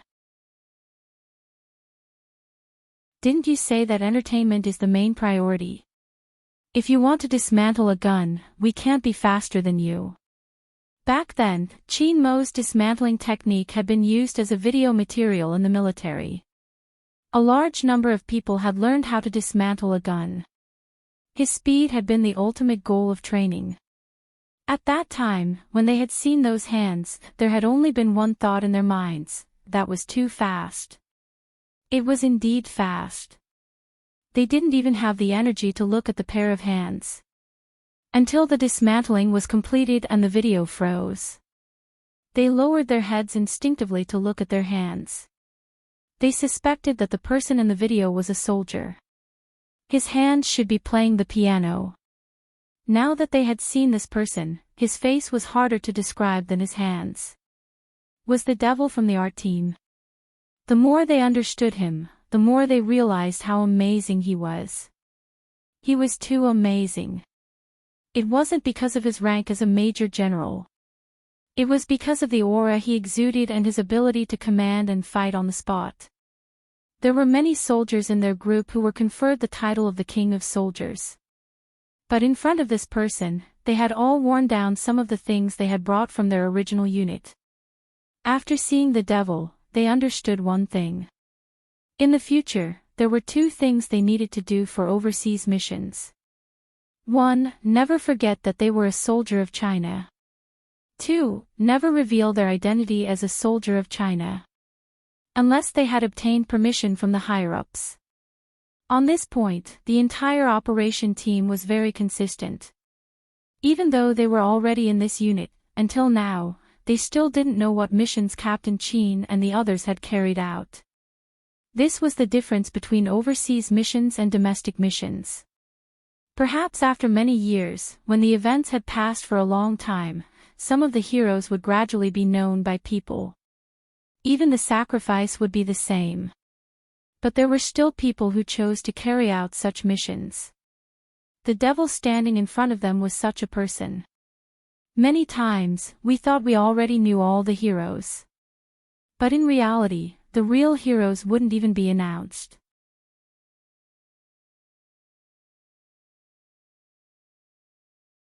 Chapter 12:12. Instantly, everyone's gazes were focused on Bojo's face. Bojo didn't say anything, she flicked the rope around her ankle, her lips moving slightly. All right. It was a single word, languid, but it was very straightforward. Then we won't be afraid. Noisy noises rang out again. After knowing that Chin Mo was participating, the group of burly men's goal changed from getting the prize to reaching their destination before their boss.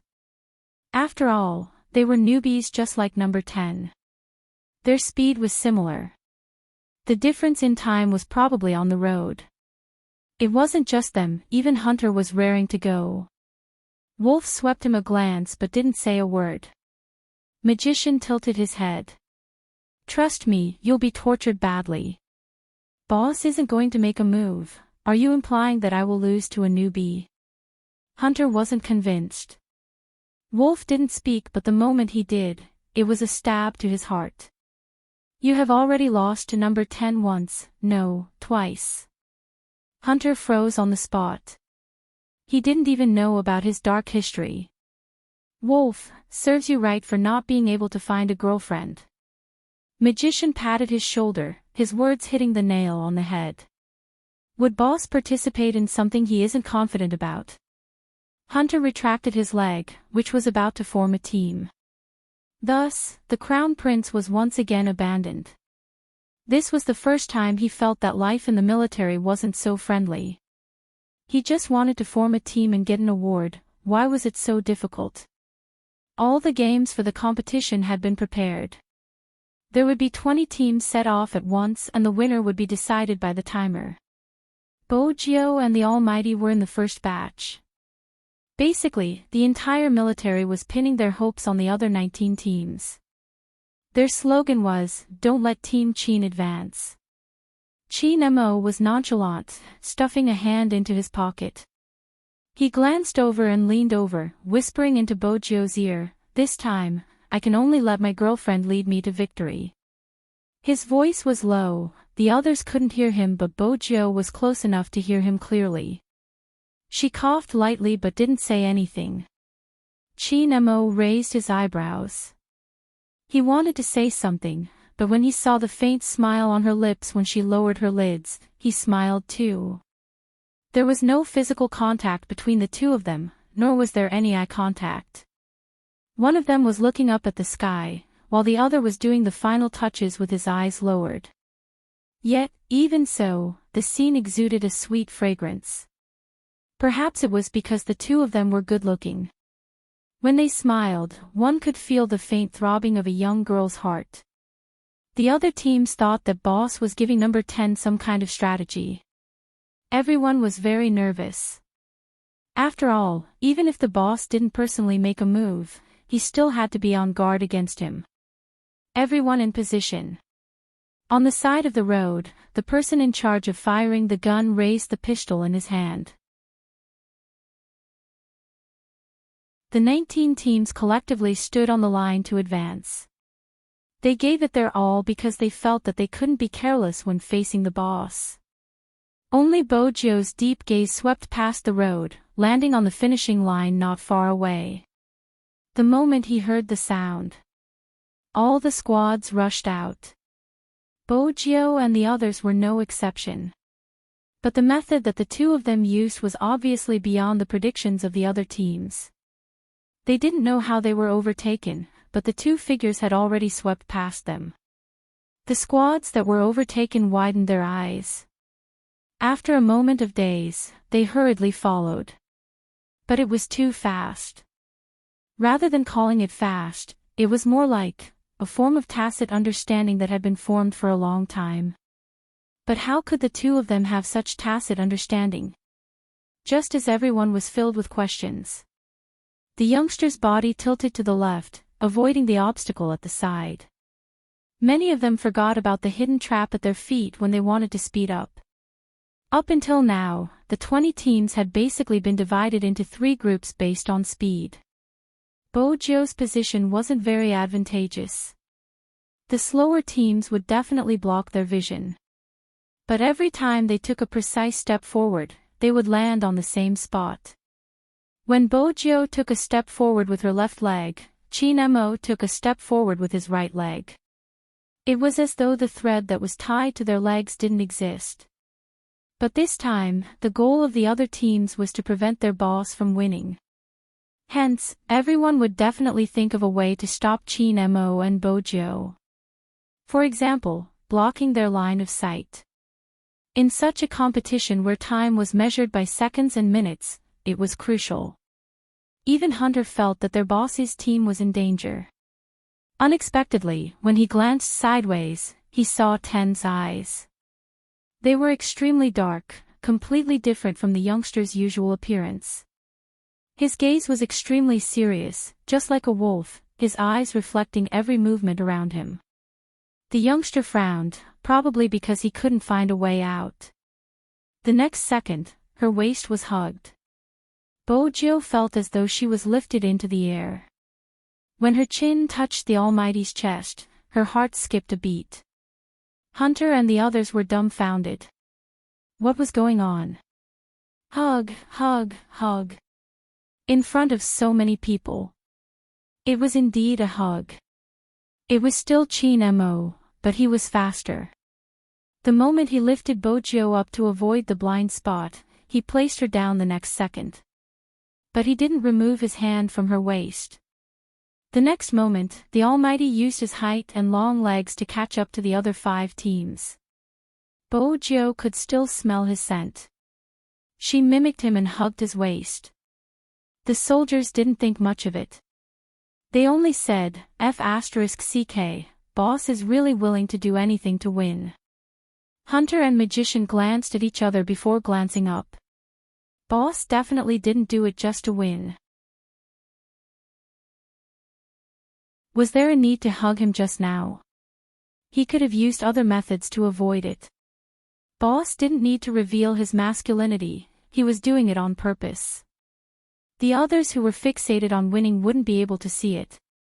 3 teams had reached the finish line. Now, they just needed to dismantle and reassemble the guns. Boss wasn't here yet, they were likely to win. Everyone lowered their heads and looked at the guns in their hands. The most important thing when disassembling a gun was to familiarize yourself with the model of the gun. Only then would you know how to disassemble it and reassemble it in the shortest time possible. Team 1 had a professional in charge of this aspect. The other couldn't speak and could only watch from the side. 3 seconds after the 3 teams reached the finish line. Ka-cha!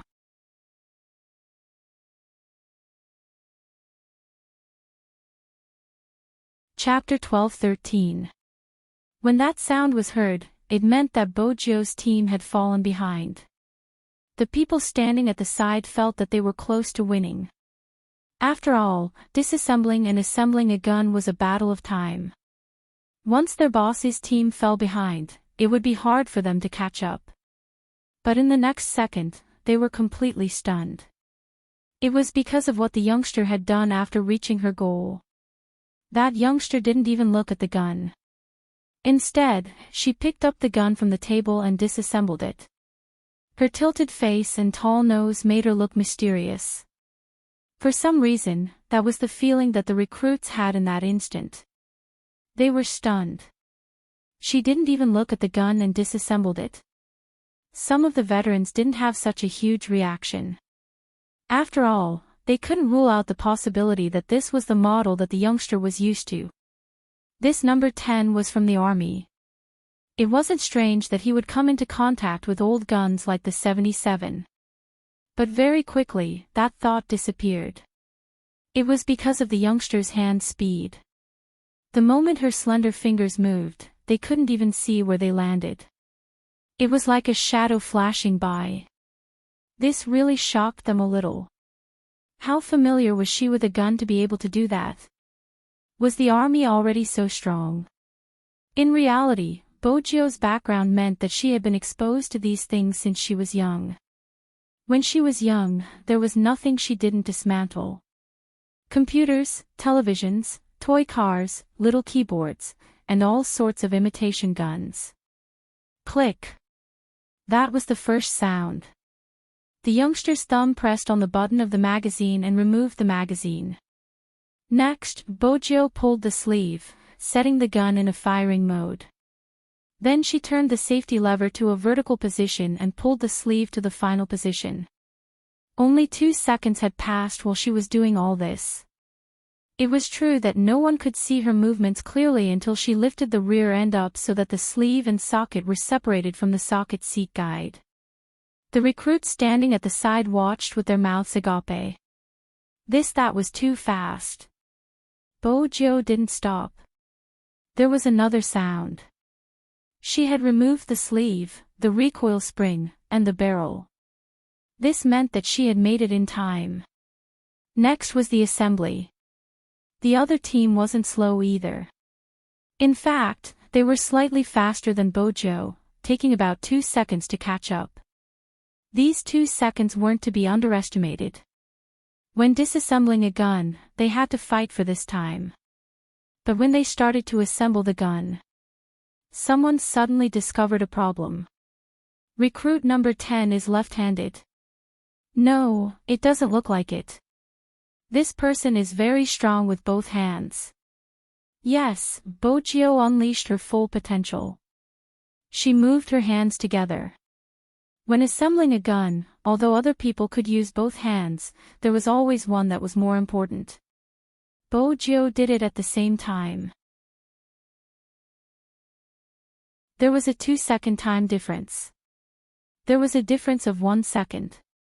Both of them pushed their guns forward at the same time, completely leveling the number on the second hand. Everyone's eyes were drawn to the timer. Their hearts were beating faster because of such an entertaining game. In the next second, the gun barrel was pushed forward, and the assembly was complete. A reversal. Ever since the start, Prince's gaze hadn't left the timer. When the timer stopped, his eyes widened. F***ck.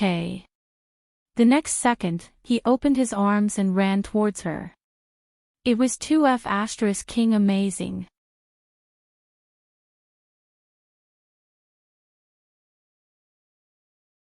Chapter 12-14.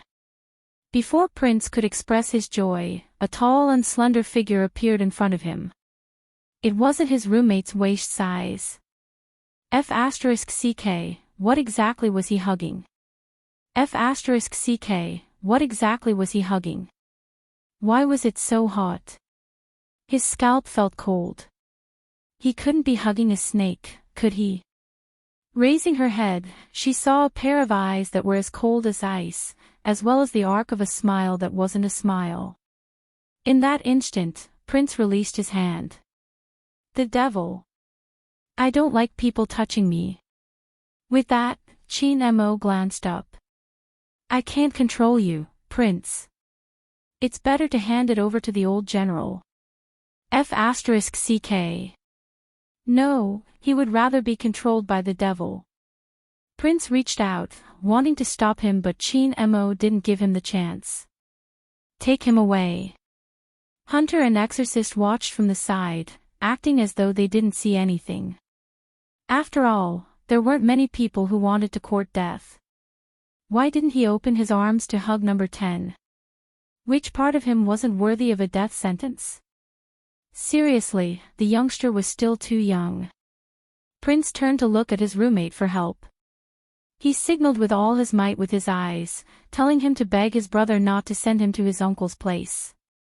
The youngster walked towards him and asked, "Did you carry the boss with that hand?" "Huh?" Prince thought to himself. "I want to hug you and celebrate your victory."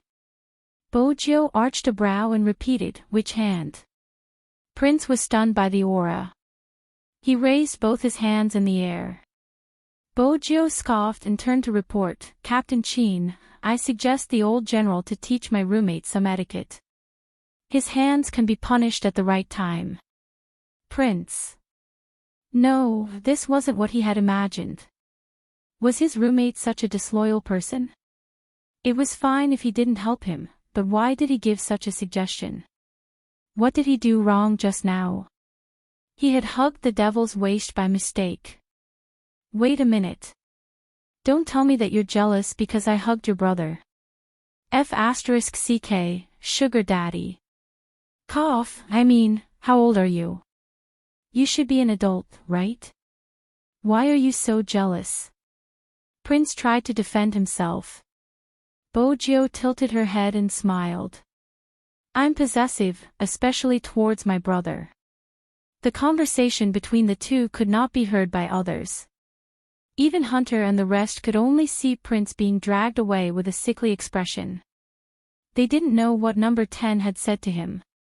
Magician, on the other hand, noticed something. Their boss seemed to be in a particularly good mood. Just a moment ago, there was a chill in the corners of his eyes. Now, not only was he completely gone, but the corners of his lips were even curled up. He lowered his gaze, not knowing what number 10 was saying. In reality, Bojo had only said one sentence. My girlfriend won without doing anything. Should I call Almighty Z666? Chin Mo lowered his voice, sounding magnetic and gentle. Bojo chuckled. Keep a low profile, there are many people around. Even handsome and skilled almighties like us have to hide our identities. Oh, Chin Mo replied, raising his tone slightly. Then he changed the topic casually. Why is Prince always trying to get close to you? Bojo caressed her nose.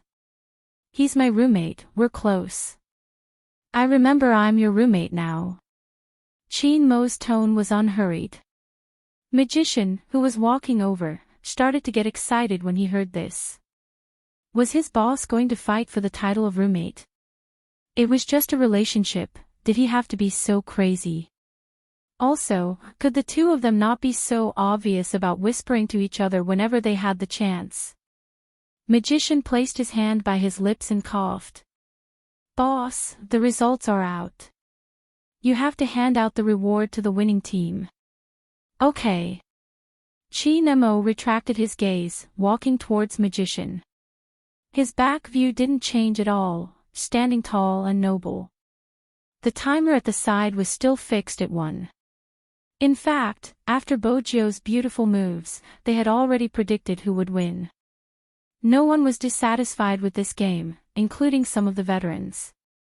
After all, there weren't many who could match up to her speed.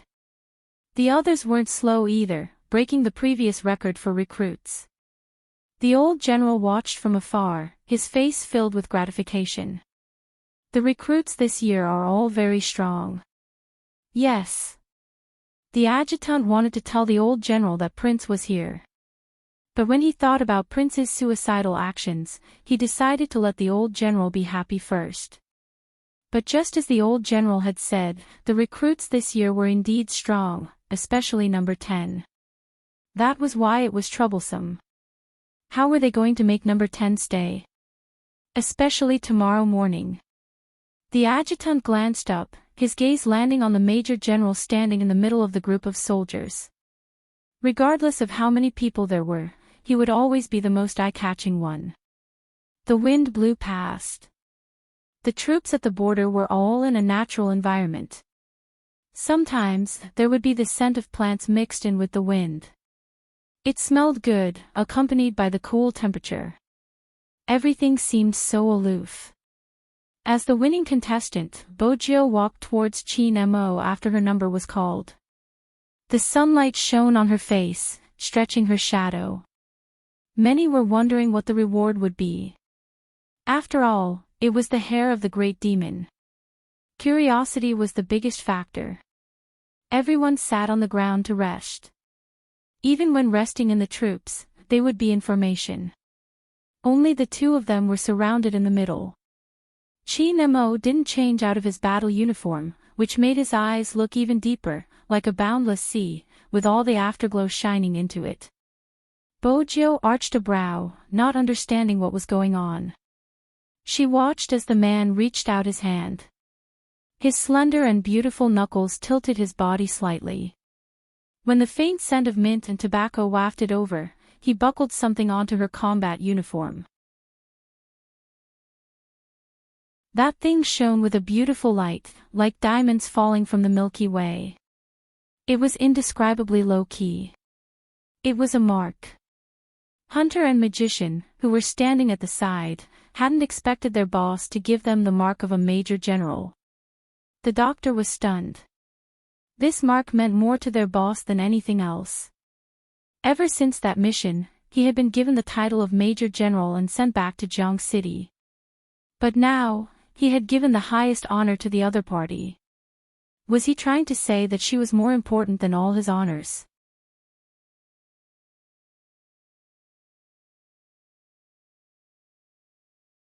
Chapter 12:15. Bojo paused when she touched the symbol. When she raised her eyes, the first thing she saw was that person's beautiful jawline. The curve of the corner of his mouth faintly curved upwards. His face was noble and abstinent, and when he looked at her, he still had an indifferent expression.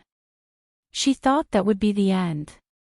Unexpectedly, Chin Mo opened his arms and leaned forward to give her a hug. Then he said, "I hope you can become an outstanding soldier in the People's Liberation Army and protect the people you want to protect." The hug ended as quickly as it came. The onlookers didn't think much of it. At most, it was because of her outstanding performance. But when Bojo stood there and looked at the person in front of her, her heart seemed to be filled with something. Her fingers caressed the symbol on the uniform, even her palms were burning. Countless cheers rang in her ears. It was as though they had graduated. The training period was indeed coming to an end. Tomorrow was the last day.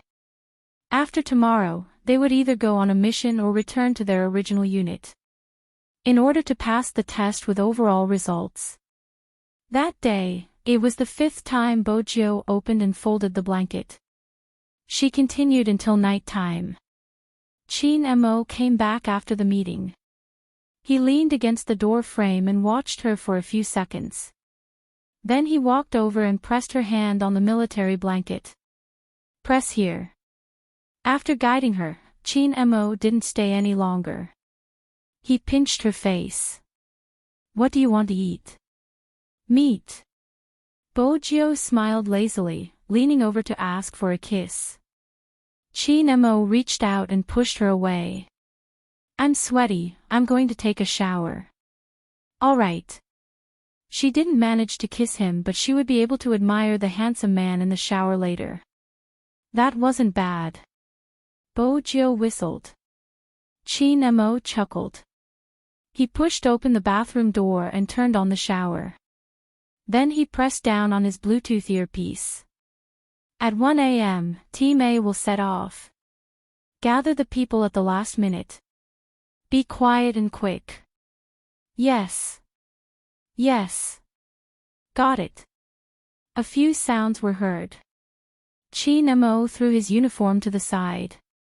He stood tall and straight under the shower head. After his black hair was wet, the steam rose into the air.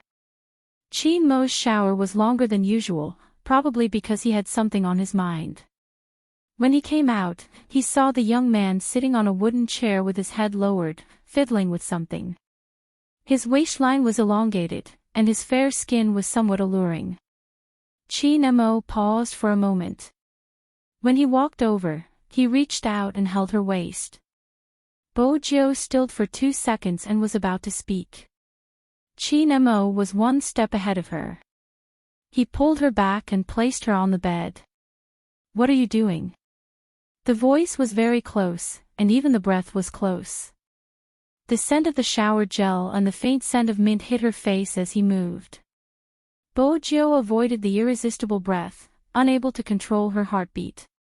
"I'm returning the favor." "What did you want to give me previously?"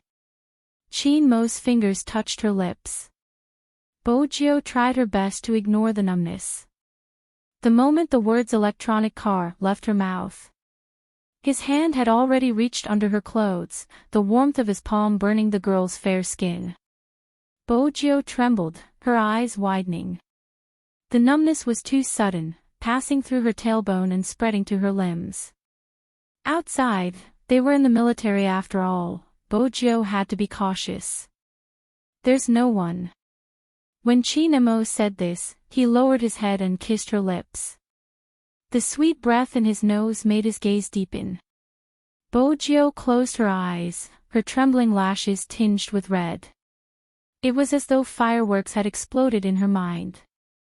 Her mind couldn't think of anything else. It was as though her body would burn the moment she heard his breathing. He would stop at this moment every time. After all, the location wasn't right. But today, he didn't seem to have any intention of stopping. Bojo opened her eyes in the darkness, pressing his hand. Brother Mo, we're in the military.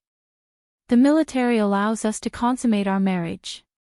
He looked at her, his eyes as dark as the night. When her waist was held, the youngster's neck stretched out. Perhaps she didn't realize how alluring she was. But in Chin Mo's eyes, he couldn't control himself anymore. He reached his hand and again, the youngster's uniform rolled to the perfect position. The smooth skin under his palm made it impossible for him to retract his hand. He couldn't help but pull her back. In that instant, Bojo could only hear her own heartbeat. It was deafening. Her body temperature had long gone out of control. In the end, he carried her up, rubbing her until her entire body softened, a certain part of her body turning numb. The wind outside surged in, blowing the curtains. In the darkness, the temperature continued to rise without anyone noticing, on the other side. Prince couldn't understand why he was made to stay.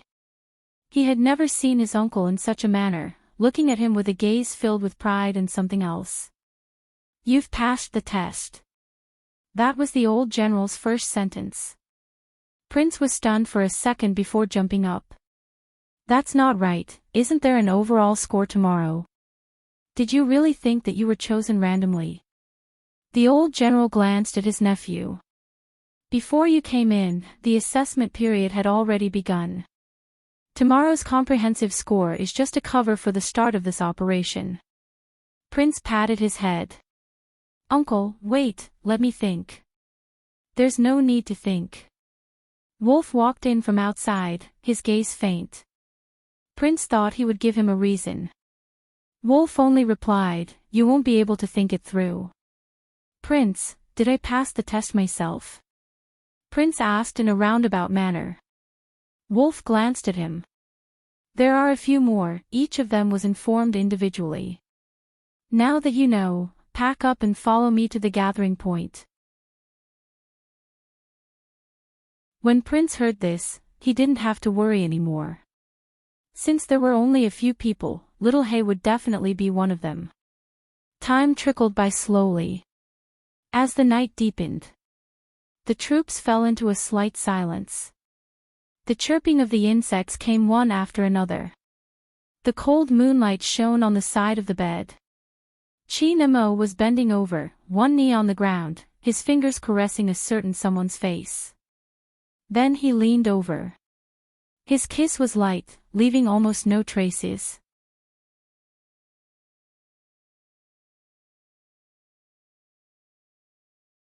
Chapter 12-16. The darkness of the night grew thicker. In the ungoverned area thousands of miles away, Kawang's eyes dimmed. Almost everyone knew that the mercenaries were supposed to be back at this time, but they hadn't returned. They couldn't even contact them. Very quickly, Kawang found the answer. The other party had purposely given him this answer. Because the only place with internet access was the fact that his underlings had been captured alive by the Chinese soldiers.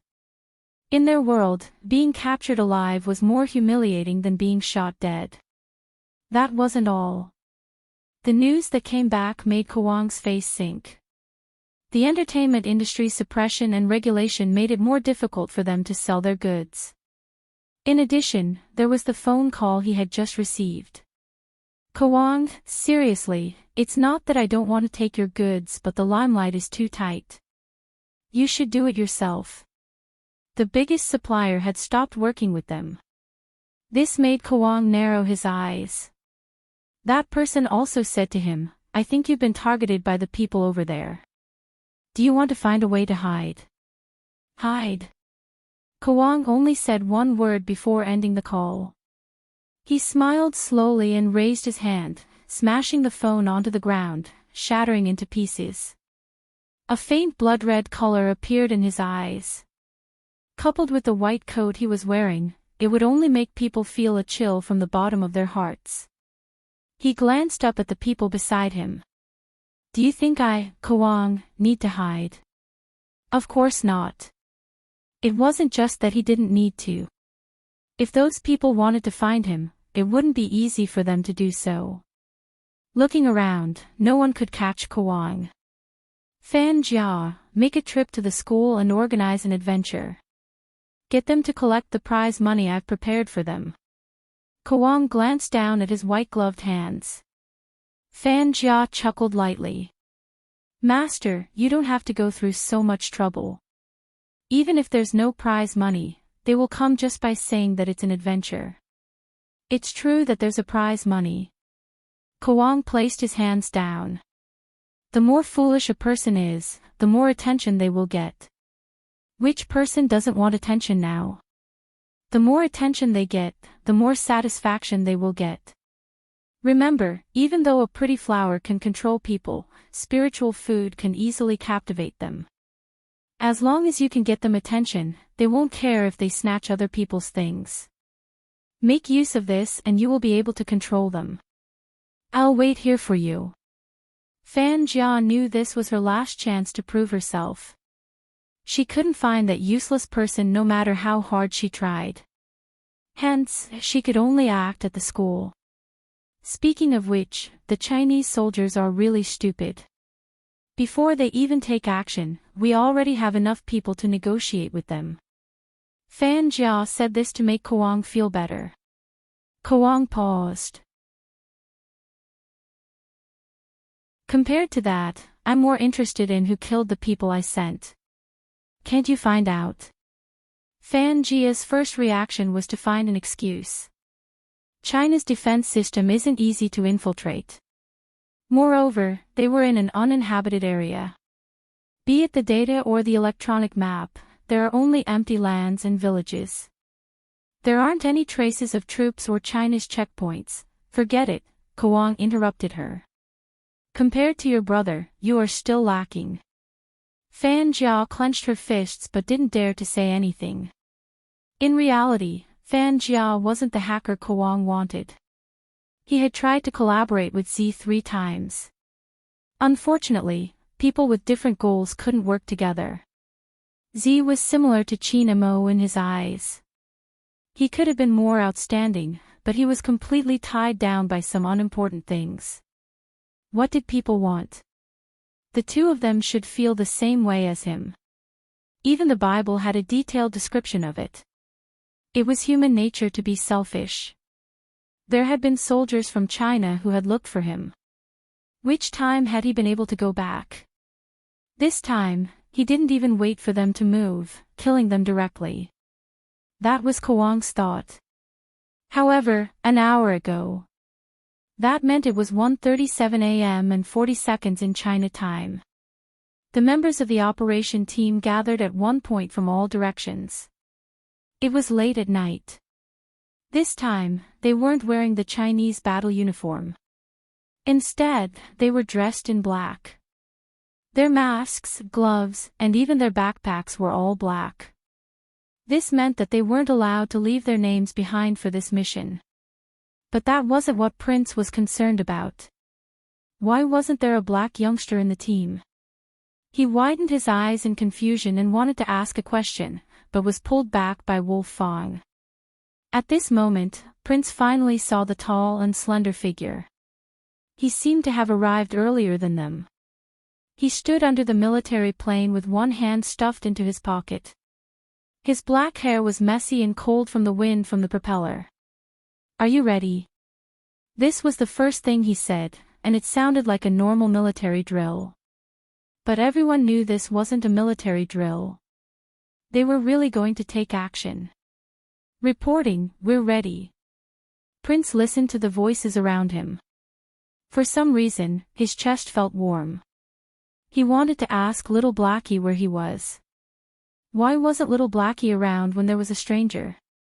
He had always assumed that they would be working together. Qin Mo's dark gaze shifted over, his voice calm as he asked, "What about you?"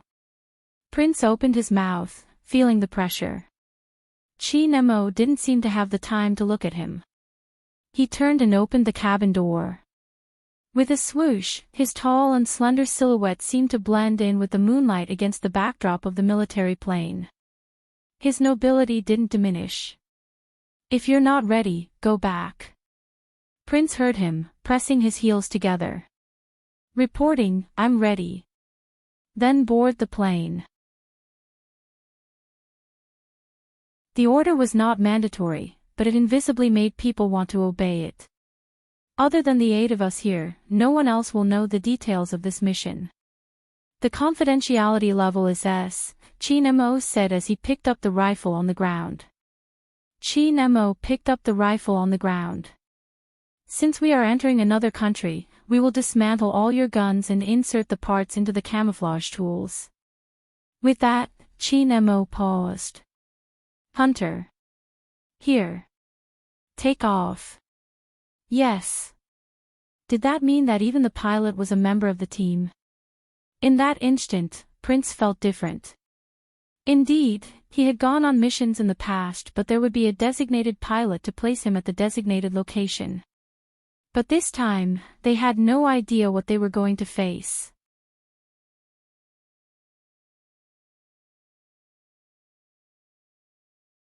Chapter 12:17. He pushed the small computer to the side. I'm Fatty, you can call me Almighty Fatty or Brother Fatty. Anyway, I'm asking you to introduce the equipment and events. Chin-mo glanced over, his gaze indifferent. Fatty's scalp went numb, and he didn't dare to spout nonsense anymore. With a dignified expression, he continued the previous topic. Just as Boss said, from now on, all of you will have a wireless communication device on your hands. No matter what happens, don't remove it. Make sure that it doesn't leave your side for 24 hours. Other than that, during the mission, there's a high chance that communication won't work. When you encounter such a situation, activate the chip's destruction button, and we can use the signal to find the last place you were seen. Now, everyone can see a video that's less than 50 seconds long on your watch. This video is the reason why we're carrying out this overseas mission. Prince lowered his head, his eyes widening as the video played. In the end, they deepened and he clenched his fists. Fatty added, the organization you are seeing now is active in the ungoverned area of the MT region. They provide the goods for most of the transactions within the country. Of course, this isn't the most important. The most important thing is the leader of the organization, Kwang. He is a serial killer wanted internationally. The scariest thing about him is that he has 2 degrees and is an expert in psychological crimes. Once someone is affected by his hypnosis, their personality will change drastically. A year ago, his students established the organization. That year, I'm sure you all felt it. A large-scale rescue mission was carried out because a school near the border was implicated. The students were rescued, but a while ago, we received a piece of news. After saying that, the fatty paused for a moment. His eyes looked toward the recruits sitting there. Back then, after being hypnotized by the doctors, out of the 10 students who were cured, 7 of them chose this school when they returned to school. Fatty moved his finger, drawing a dot on the information. Phone County No. 1 Middle School. This information was also sent by Boss. The statistics were just completed 2 days ago, and to a certain extent, this tells us that the hypnosis from back then wasn't cured. Kwang had planned this long ago, he wanted history to repeat itself. Prince opened his mouth. History repeating itself. What do you mean? Let us deal with these students. Fatty lifted his lids and looked at Prince. They aren't just hostages that we have to save. If the situation is too bad, they might hinder our actions to a certain extent. But we still have to save them. Prince still didn't understand. How is it possible that they would stop us from saving them? What do you think hypnosis is? Suddenly, the person in the auxiliary cabin looked over. He was wearing a pair of gold-rimmed glasses. Only then did Prince realize that the person in the auxiliary cabin was actually a doctor from the infirmary. Even the doctors were part of the action team. None of the recruits had thought of this. After all, in their eyes, the doctor had never participated in training, and he looked so gentle that he didn't look like the kind of person who could go on missions abroad. There was only one word that people could think of: harmless.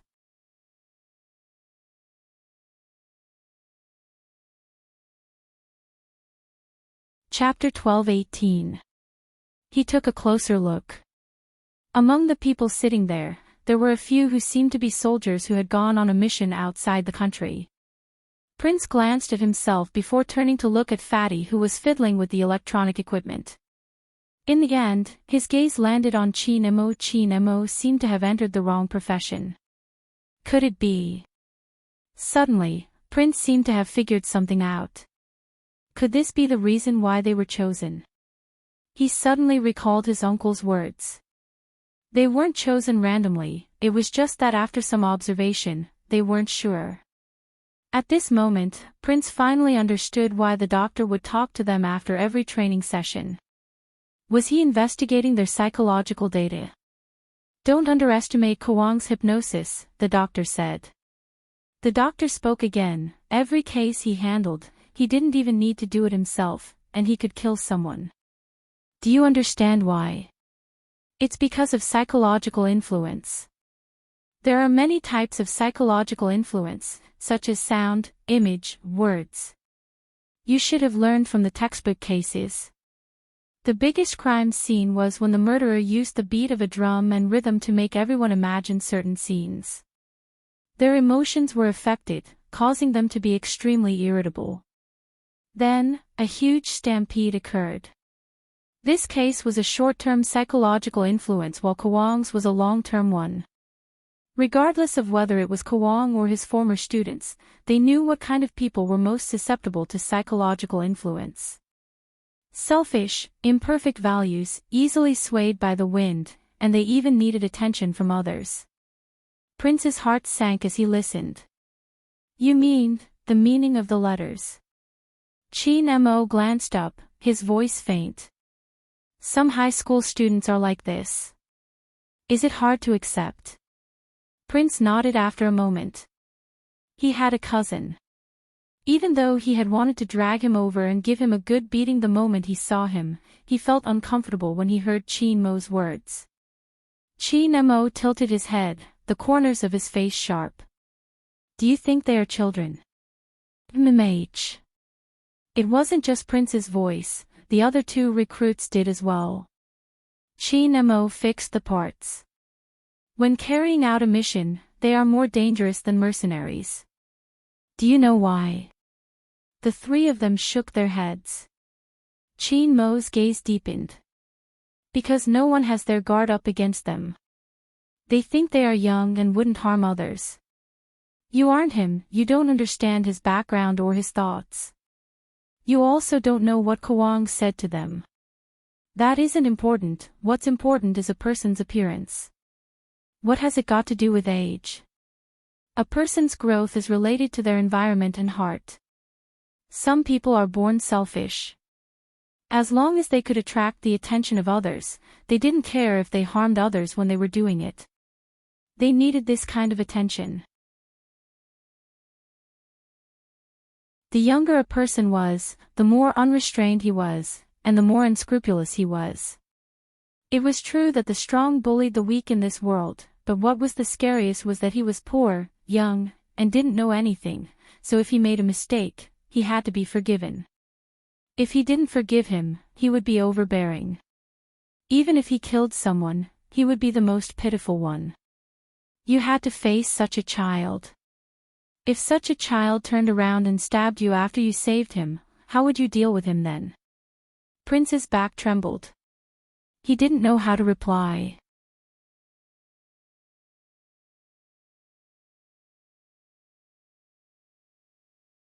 Chapter 12:19. Prince sat up straight. Isn't that a little too scary? He couldn't agree with the devil on certain points.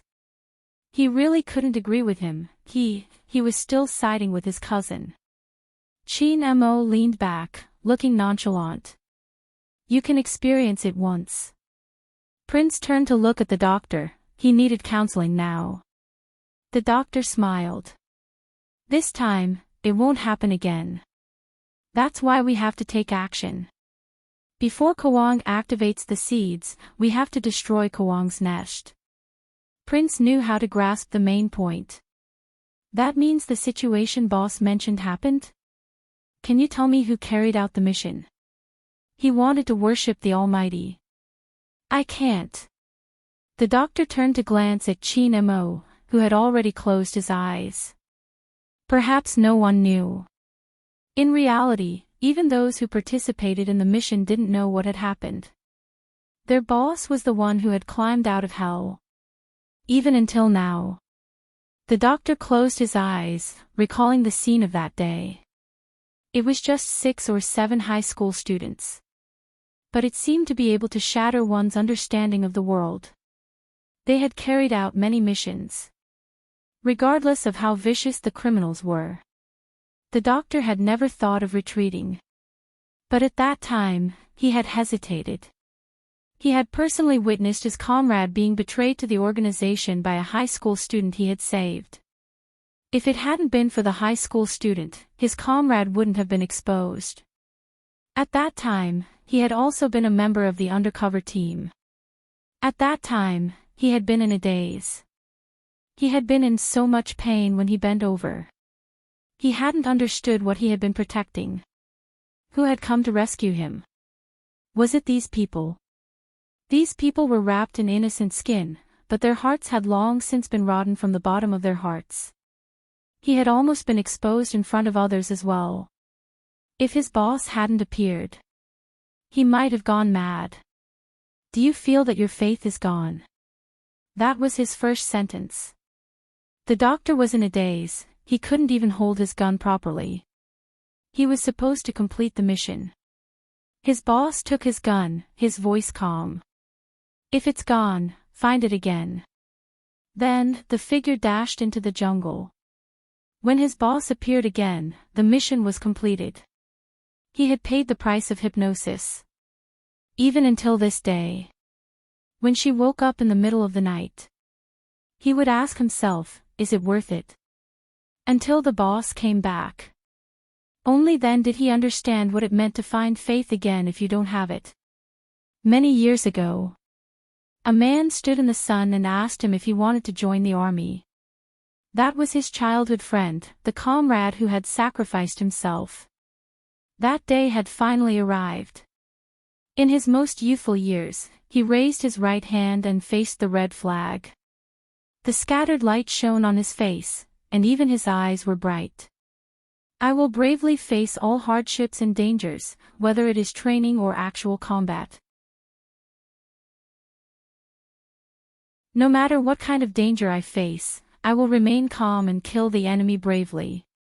No matter what happens, I will remember my oath. I am willing to be a model soldier and will never give in. If necessary, I will sacrifice myself for the country. If necessary, leave the last bullet for me.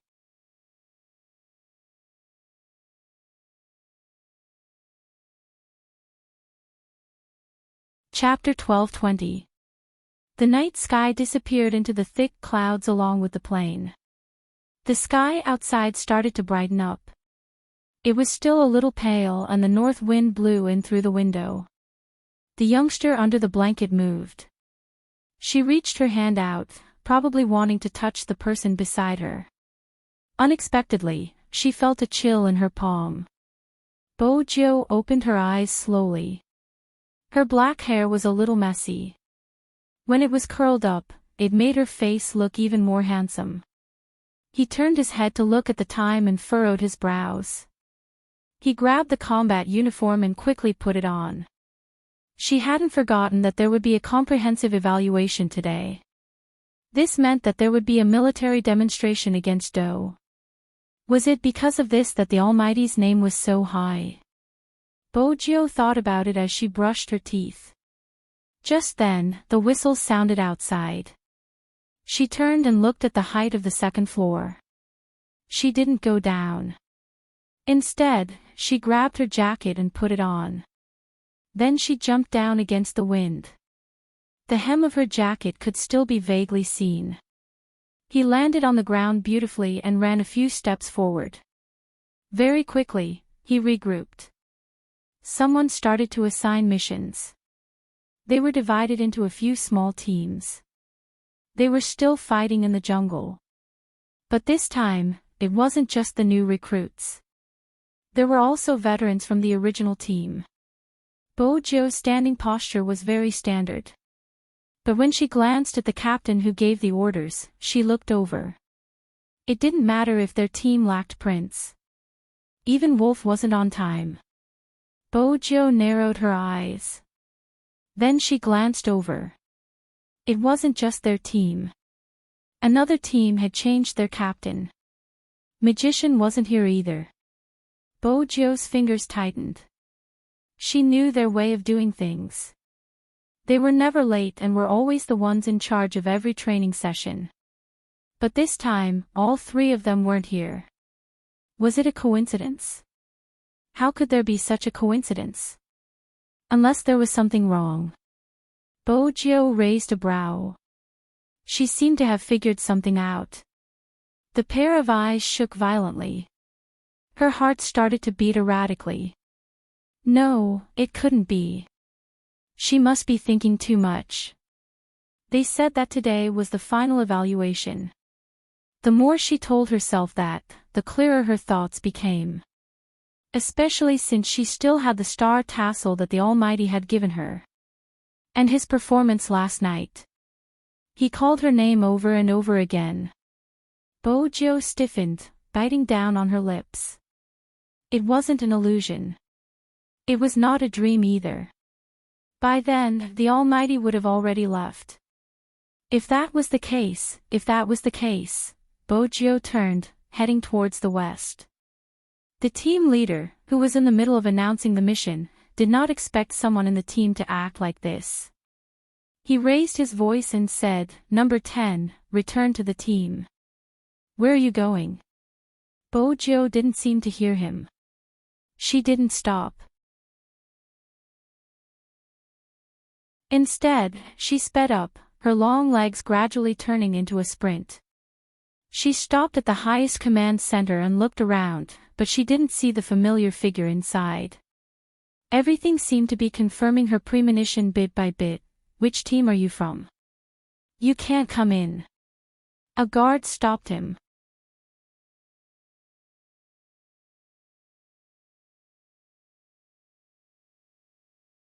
Chapter 12:21. Captain Cheen. The guard was at a loss. It was obvious he had never seen him before. Bojo loosened her grip. Her frail figure stood there. For some reason, the guard felt that he was being a little too presumptuous in stopping her. "Is there something wrong with you? If there's anything, you can make a report." Bojo couldn't hear what the guard said. The more she pieced together the information in her mind, the clearer some things became. The adjutant glanced outside the door before turning. "General, it's recruit number 10.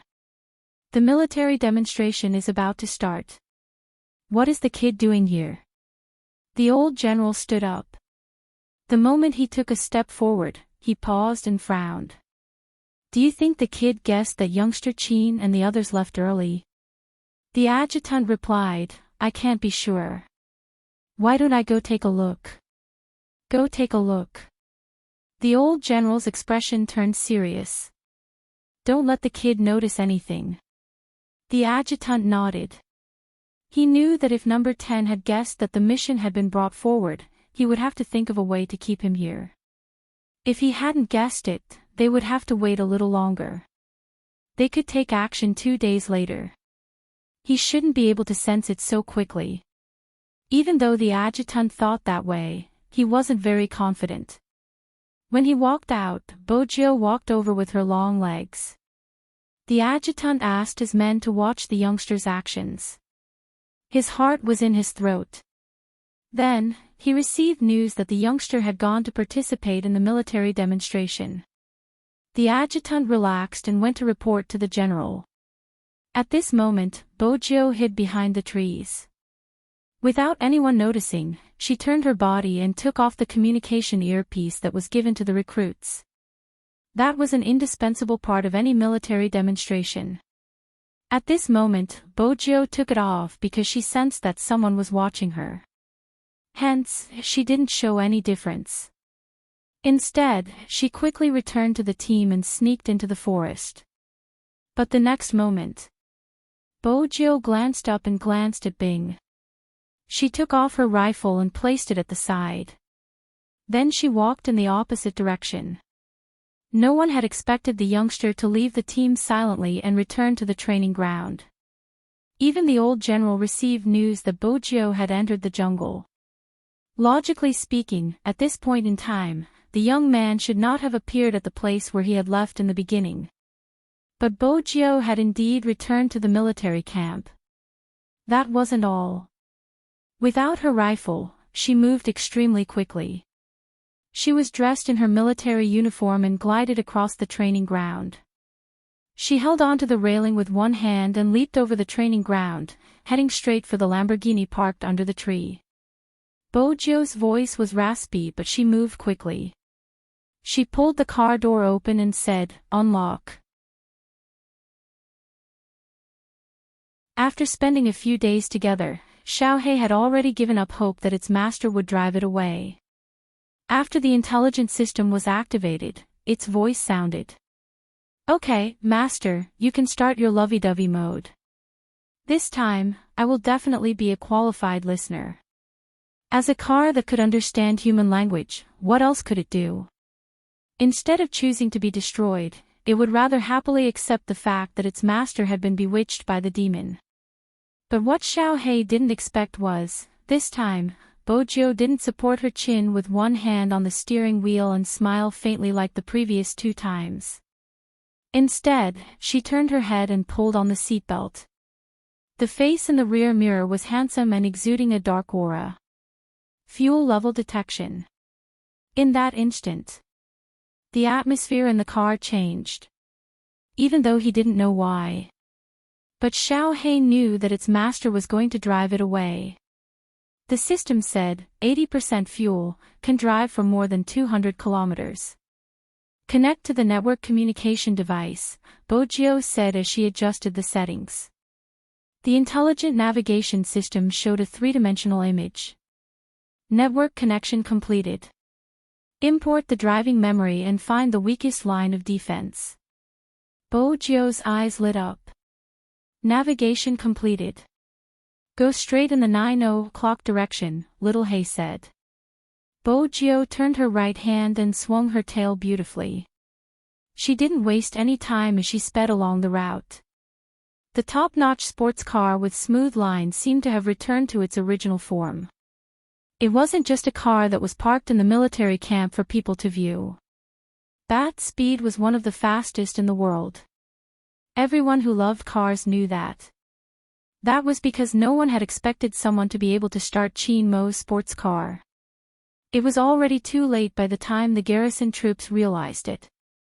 Moreover, most of their attention was on the military exercise. Hence, no one knew that Bojo had driven out of the military camp. When the old general heard the news, the phone rang. The person on the other end of the line spoke slowly. The person on the other side of the phone said slowly, "Old Chief, I'm here to apply for my soldier's discharge. To be honest, I didn't expect this person to not be selected into the special operations team. Now that she has returned to her original unit, the process has started again." The old general recognized the voice and his eyes widened in shock. "Little Tang, you're trying to snatch someone from me again. Let me tell you, anyone can retire, but this technical soldier can't. Send him back." Tang Mo was stunned. "Old General, she is my soldier, how did it become me snatching her?" The man smiled. "Besides, it isn't that I don't want to send her back, she doesn't want to go back." The old general was anxious. "I promised someone to keep her in the military camp." "Who did you promise?" "Qin Mo." "I'm afraid you're going to go back on your words, this soldier is very independent." After the man finished speaking, he added, "The procedure has started. How about this, I'll go to your military camp some other day and we'll talk face to face." The old general wasn't aware of this youngster's style. He was still calling him when the line was already hung up. After the man hung up, he tilted his head and pressed down on his Bluetooth earpiece. Z, you really know how to cause trouble for me. Bojo turned the steering wheel, avoiding the radar. The small jammer made her signal bad. Is that so?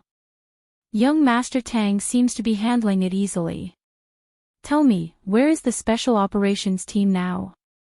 The security level is S. I don't have any news on my side. Young Master Tang chuckled lightly. But I have other news for you. Bojo arched a brow.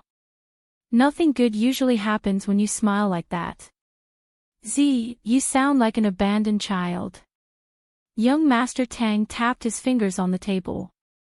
It seems like you really like Chin Mo, Bojo smiled. That's right, I like him. It's better than someone who likes his childhood sweetheart and hasn't managed to get her yet. Young Master Tang wasn't annoyed, he smiled. This is fun, you probably don't understand. Bojo drove away from the checkpoint. Young Master Tang spoke again. Back then, Chin Mo was involved in a case. Due to the vile nature of the case, it hasn't been made public. If it was made public, some people would definitely be affected. Bojo's fingers paused. On the other end of the Bluetooth earpiece, she could still hear his voice. It was deep and light. Hypnosis, it affected a middle school student at the border. What they did exceeded many people's expectations. Bojo realized that the next part was the main point, hence, she slowed down. In the beginning, they were just distorting the truth on the internet. Just like what you experienced in Jiang City, the infringers were extremely arrogant because of this group of people supporting them. They didn't care about right or wrong, as long as they liked it, it should be theirs. After stealing someone else's things, they claimed it was true love. Simply put, they were the mistress and wanted to build a chastity for themselves. At this point, the melodious voice suddenly changed the topic. Later, it was confirmed that these people were all in contact with a foreign psychological criminal, so this operation was destined to be difficult to complete. Because they were the enemy's people, they were also hostages that we needed to rescue at that time. Bojo tightened her grip on the steering wheel. She exerted more and more strength. The flying tigers sent many people over, but every time they went, they didn't return. Young Master Tang seemed to be smoking, his voice becoming deeper. It wasn't because of anything else, it was because they couldn't take it and were affected. The cruelest war you can imagine is the explosion of a bomb. In reality, the scariest thing isn't the bullets but the human heart. No one can measure the human heart, especially the human heart of that age. It's simple, they can act one way in front of you in school and another way behind your back. They can't wait to kill you. They will always be extreme when they look at problems, they like to compete with others, follow the money and enjoy the attention. Actually, this has nothing to do with anyone. After all, people are lonely nowadays. However, this loneliness won't change after being raised because they will always feel that they are not in the wrong. Even if they are about to trample on the law of the world, it is still the same. If you talk to them about their conscience, they will say that they don't need it, so, Bojo interrupted him. So, why do you still keep such people around to harm the human world? Because with a single thought, you can become a demon and a Buddha. Young Master Tang stood up. Z, be it me or Chin Mo, we both love someone in our hearts. Because we have someone we love, we will imagine. Even if we see the slightest resemblance to that person in these children, we will stop and tell ourselves that we are here to save them. This has nothing to do with good or evil. But once our hands are stained with the blood of the innocent, we can no longer hug someone openly. I don't know what other people's beliefs are, but I can roughly guess Chin Mo's. That year, when he was carrying out his mission, he probably had someone supporting him in his heart. That was why he was able to last till the end. But the more he did so, the more dangerous it was, because once the person was gone, Chin Mo's mental state would crumble. Bojo increased the speed of the car. She suddenly understood something. Hence, she was filled with regret. Why was she so stupid? He had lost all his memories of her, all the bits and pieces of their childhood. It was because she was the knot in his heart. He hadn't slept for so many days. He didn't feel safe and he didn't even like the night. Was it because in his subconscious mind, she was gone? Little Bojo, listen carefully. Now that you have spent money to buy me, you can't be half-hearted in the future. You can't be like those brainless girls in television dramas, disappearing whenever you want. If I have done anything wrong, you can tell me. I might not change, but you have to remember, a master can't abandon his pet or it will die. Bojo was still in a daze.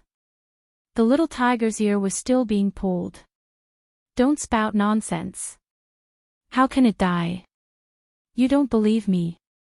The little boy seemed unhappy. He tightened his grip. How did the cat on the street die? Bojo paused. Didn't it starve to death? Why did it starve to death? Was it abandoned by its master? It was obvious that the Almighty had learned how to guide her thoughts.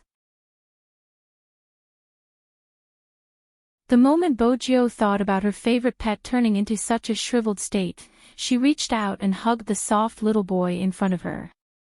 I won't let you starve to death. With that, she seemed to be worried about something. What if we get separated? Even if we're separated, I'll be waiting for you at the place you're most interested in. Other than playing games, dismantling keyboards, and eating, what else can you do? He glanced at her coldly. Also, tell me, why did we get separated? Bojo's round eyes kept turning. She reached out to caress his face. It was just an example. Don't use such an example in the future. He allowed her to fool around. He was dressed like a little prince, and there was a faint smile on his lips. Idiot. She was indeed an idiot. She hadn't done a single thing she had promised him. But he had done everything he had promised. Even if he had lost all his memories of her. She should have found him earlier. Actually, it wasn't that she hadn't looked for him. After being separated for 3 years, she had gone. She hadn't been old, but at that time, she had understood what was black and what was white. She had always said that she had things she wanted to do. Hence, she had chosen herself over what she wanted to do in him. But he had his own righteous path. He had never thought of letting go of her. She thought that she would never turn completely black. Because she had understood a principle. She had never been alone. He could understand those who couldn't be understood by others. He could tolerate those who couldn't be tolerated by others. That person had always been standing at the place they had agreed on. He had never left. She was the one who had lost him.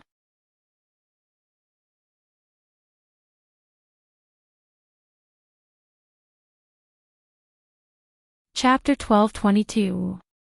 In the afternoon, the sun was blazing. On the desert, the silhouette of a Lamborghini rushed out of the thick fog. There was only one sports car in the vast no-man's land. The amount of fuel in the tank was just enough to reach the nearby town. Bojo turned the steering wheel, her dark eyes drifting with the scenery. There wasn't an ATM in this place. After Bojo reached the place, she wanted to get some petrol. The locals asked her if they could pay online. Bojo didn't have a phone on her, so she used her belongings as collateral. Everyone saw that she was wearing a camouflage uniform and were extremely enthusiastic, especially since the weather was very dry. The old lady watched as the child stood there pouring gasoline. She got the child to fetch some water, asking for Bojo to drink some. Bojo was indeed thirsty, but when she saw the child's dark and small face, she stilled. Because it was a border area, some people here didn't know how to speak Chinese. Most of them spoke the language of the minority. Even snacks were rare. It was probably because it was in a no-man's land, so it was difficult to transport supplies here. Bojo took the bowl, tilted her head back, and finished it. Then she opened her pocket, took out a candy, and placed it in the child's palm. She took one and held it in her mouth, the corners of her lips lifting. The child's eyes lit up, and he spoke in a local language. Bojo didn't understand, but for some reason, she thought of the Almighty. If the Almighty was here, he would definitely know what the child meant. Bojo, who was leaning against the main driver's seat, paused for a moment. She checked the fuel again, and then another few hundred kilometers of driving. At the next location, she changed out of her camouflage uniform and took a shower to remove the black on her face. She changed into a black mask, dressed as a local, and sneaked into the country. Country tea. Both sides of the bustling river were filled with vendors. Here, spices and fruits were equally famous. Of course, there was also the local masa chicken. At the same time, the intersection of the three countries was also known as the ungoverned area. It was located in a mountainous area, with a unique landscape, lush forests, and beautiful scenery. It sounded very beautiful, but because of the climate and area, it became a natural barrier and plantation base. A pure black business car. It looked ordinary from the outside, but inside, there were many videos and local maps. The people in the car had already changed their clothes the moment they got off the plane. Chinemo wore a suit and a pair of gold-rimmed spectacles, successfully hiding the sharpness in his eyes. However, his noble aura couldn't be changed, so Prince's scalp went numb. The more the great demon king acted like this, the more terrifying he was. However, what he didn't understand was himself. What was going on with this leopard fur coat? And the big gold chain around his neck. Why did he have to wear this outfit that he despised the most? He turned his head to look at Magician. He was wearing a very handsome leather jacket. Wolf was the same. Because of this, Prince risked being glanced at and asked, Boss, what are we going to do? Recently, Kawang's business isn't doing well. Chin Mo's voice was faint. Prince was stupid. So, he needs a nouveau riche to help him consume his goods. Chin Mo tilted his head, the aura of a big boss bursting forth. Prince knew how to take a detour. Boss wants to use this method to lure him out. Not bad, but a nouveau riche. Wait a minute, he was the one who looked like a nouveau riche the most.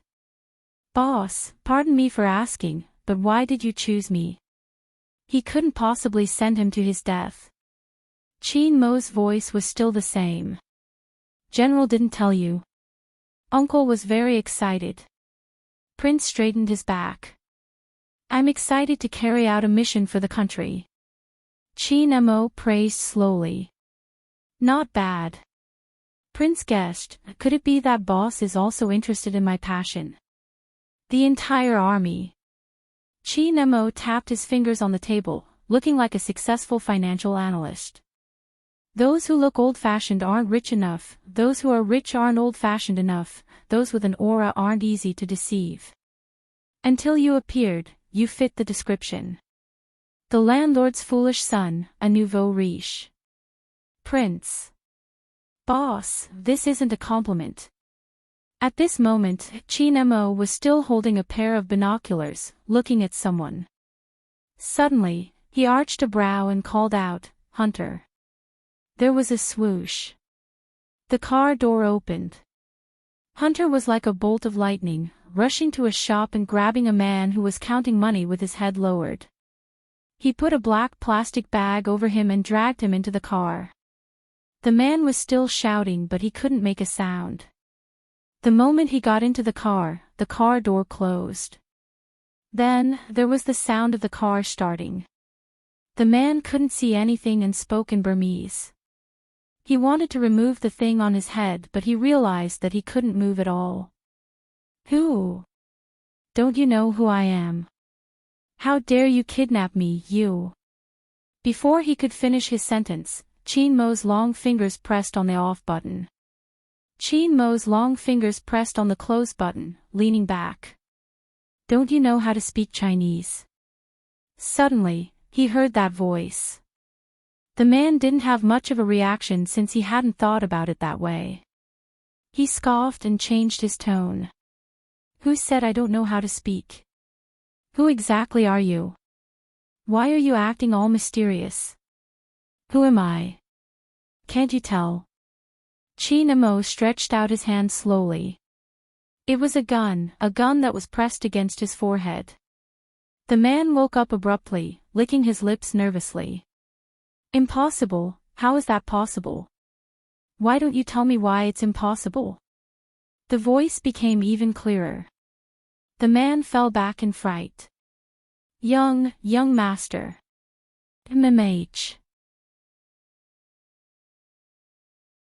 Chin Mo didn't deny it. The man's mind went blank. Strictly speaking, he was in the underworld, but on the other hand, he had once been Chin Mo's informant. He knew that as long as he was around, some big bosses wouldn't be able to achieve their goals. Moreover, he would give him a good price. But at the same time, his methods were also quite ruthless.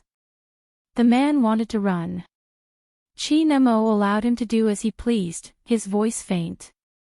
I'll give you a chance to live. The man knelt down, not even removing the black plastic bag from his face. Young master, I really didn't know that giving you the wrong information would bring about such a bad outcome. I might not be a good person, but I have never thought of betraying my country, and I don't dare to think about it. Young master, you can take a look at my nationality, I haven't changed. You can take a look. Chin Mo swept him a glance.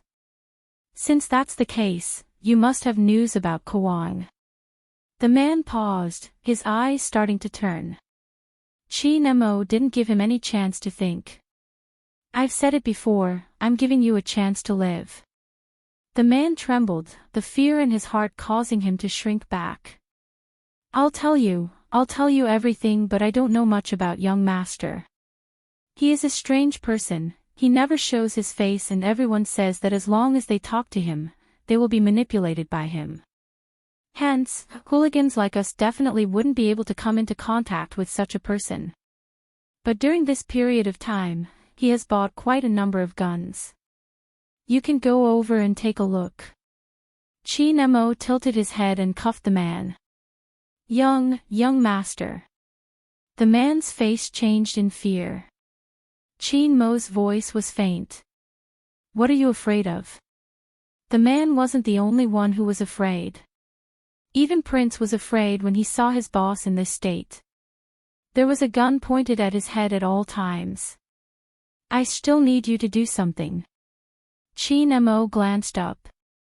Go to various places and spread the news that you know a big boss who is interested in doing business that can earn money quickly. The man glanced over. Big boss. Chin Mo reached out and removed the black plastic bag from his head. Then he tugged the man and made him look to the left. He's the one. Prince, who was being visited, the man and Prince faced each other. After 2 seconds, he asked, Pardon me for asking, but is this a soldier? Prince smirked. Nonsense. Doesn't look like it. The man ignored the word nonsense and turned to Chin Mo. Young master, I have to say that you have a good eye when it comes to choosing people. I'm impressed. Prince. If you want to suck up to me, just suck up to me. Why did you have to pick such a point? The man looked at Chin Mo and asked, Young master, why don't you do it yourself? Prince wanted to ask this question too. Fine, he admitted that he did look like a nouveau riche, but in terms of the word gangster, boss was obviously more suitable. He just stood there and changed his clothes, looking lazy and annoying. Especially when he released his aura, he didn't look like a major general at all. He wanted to be in the underworld. Kawang knows me. 5 words, not too fast or too slow. However, it caused everyone present to be stunned. Prince wanted to ask, "Boss, how did you know a drug lord?" "I listened to his class when he was a professor. It would be helpful to explain things clearly." Hunter, wolf, and even magician pricked up their ears. The man widened his eyes. "Then, young master, his class was all about explaining his point of view. Even though it sounds beautiful, it's actually a high-level multi-level marketing organization that scams fools." Chi Nemo removed his spectacles and placed them on the table. "That's why I didn't continue listening." Everyone. A high-level multi-level marketing organization that scams fools. In terms of eloquence, Boss was indeed unbeatable. "But did Kawang know that you were talking about him in this way?" The man coughed. "But he is really scary. I heard that after interacting with him for a long time, people will listen to him subconsciously. Psychological guidance, it's very normal." Chi Nemo opened the car door and tilted his head. The man hesitated. "Young master, shouldn't I get them to stop the car first before I get down? Didn't you jump out of the car rather straightforwardly?" Chi Nemo raised his wrist. "I'm in a hurry, do you want to jump yourself or, I'll jump myself." The man used all his strength and landed on his back. He rolled 3 rounds, his waist aching terribly. He reached into his pocket. There was a stack of money and a bullet inside. The moment he touched the bullet, his entire body stiffened. He didn't dare to have any other thoughts and started to hop on one leg. Hunter looked at the figure in the rearview mirror. This time, he was completely obedient. As Prince, he had never imagined that there would be a day when he would start a big business. And this big business had the devil as his investment consultant. After receiving the information from the informant, they arrived at an ancient building. The fragrance of the building lingered in the air. The person sitting at the head of the table took a sip of tea and raised his hand, signaling for the woman who was dancing to leave. Then he asked, "Do you want to do business with me?" "MMH, Chin Mo replied. He stuffed one hand into his trouser pocket, his gold-rimmed glasses reflecting the light. Sometimes, Prince admired this trait of his boss. It was rare to see someone who could talk business without batting an eyelid with a knife on his neck. "I heard that the goods here are good. My boss is very interested. Of course, he doesn't do this business. Just treat it as making a friend." When Chi Nemo said this, he took a sip of tea. Prince sat at the side and thought to himself. Similarly, a knife was placed on his neck.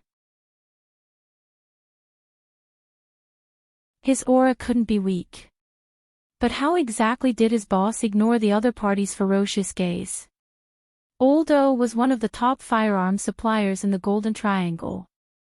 He had a complicated bloodline and never showed mercy.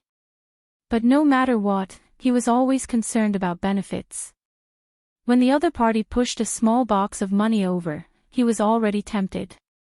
However, he was wary of the 3 people's identities. After all, it was too strict now. He was slightly worried that they were spies sent by someone.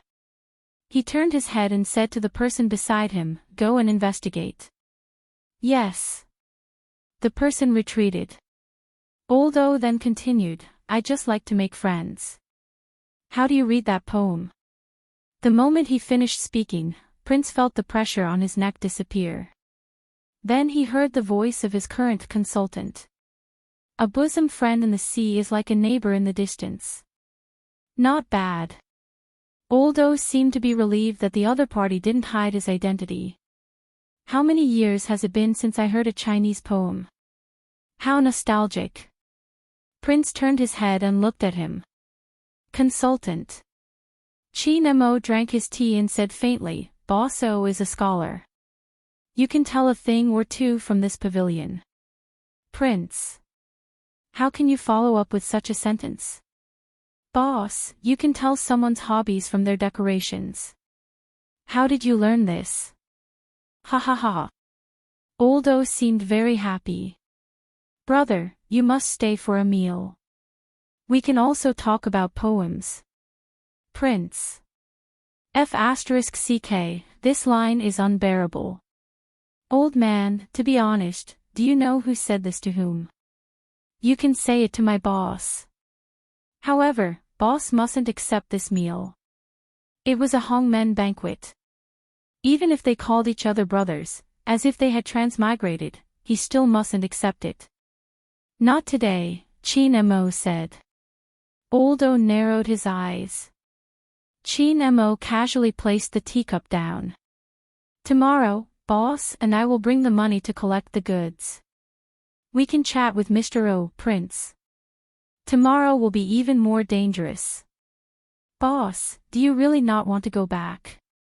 People who didn't understand psychology wouldn't understand what Chin Mo was trying to do. As they spoke, Oldo's murderous aura dissipated. In addition, the person from the other side walked back. He leaned over and said in Oldo's ear, I've checked. He is from China. His family is in the mining business and is involved in the real estate and entertainment industry. The police don't have such a person. Are you sure? Oldo lowered his voice. The person lowered his gaze. I'm sure. No one knew. Oldo and the others only found the information that Chin Mo wanted him to see. Hacking into the network system. And when the other party asked for information, at the appropriate time, the previewer link was inserted. This way, as long as the other party used the internet to search, they would definitely see this information. In addition, if they hadn't made preparations in advance, this wouldn't have happened. No matter how the other party inquired, their identity would be real and all real information related to them would be erased. This was arranged every time they carried out an overseas mission. In addition, no matter how powerful the other party was, they could only find the police and ordinary troops. They wouldn't be able to find them. Prince only saw someone holding a knife to his neck. He didn't realize that long before they came in, Wolf had already disappeared. The best sniping vantage point, the direction in which the long gun was pointed was Oldo. This was Chin Mo's plan. As the prey, Oldo didn't realize that he had fallen into the other party's trap. It was also because he believed in the information that when he looked at Chin Mo again, it was as if he was looking at a big client. Brother, tell me the truth. You are the one in charge here, right? Chin Mo smiled. Sir, you have sharp eyes. This time, as the consultant, I am indeed the one in charge. My main task is to guide little boss. It is rare to see a talent like brother, Oldo continued. Prince felt that between the two of them, Oldo and his boss were like old friends at first sight. His boss treating Oldo was completely a trap. However, when would this old-fashioned way of chatting end? He really couldn't take it anymore. He had to admit that his boss was also a talent in this aspect. No matter what the other party said, he could maintain his composure. He was a top-notch talent. As they chatted, Oldo couldn't stop talking. If his subordinate had someone like brother, it would be a blessing in his life. Prince. F***ck. Did he think he was dead? How could he be so brazen in trying to poach him? At this moment, his boss gave him a look. Prince knew it was time for him to appear. He directly brought out the side of him from before he joined the army. Not only was he sloppy, but he also loved to throw money. Although he didn't want to admit that he had done such a stupid thing in the past. But now, he indeed didn't feel out of place. He took the money and slapped it. He raised his eyebrows. After saying so much, where are the goods? If you don't want to show it, don't hide it. There is money here. Oldo raised his eyebrows. Chin Mo said calmly, what did boss say before we came out? Prince subconsciously shrank back when he heard his boss's voice. I'll listen to you. Hee, there has to be an end to any business. That impatience successfully created his image as a nouveau riche second generation. Old O laughed.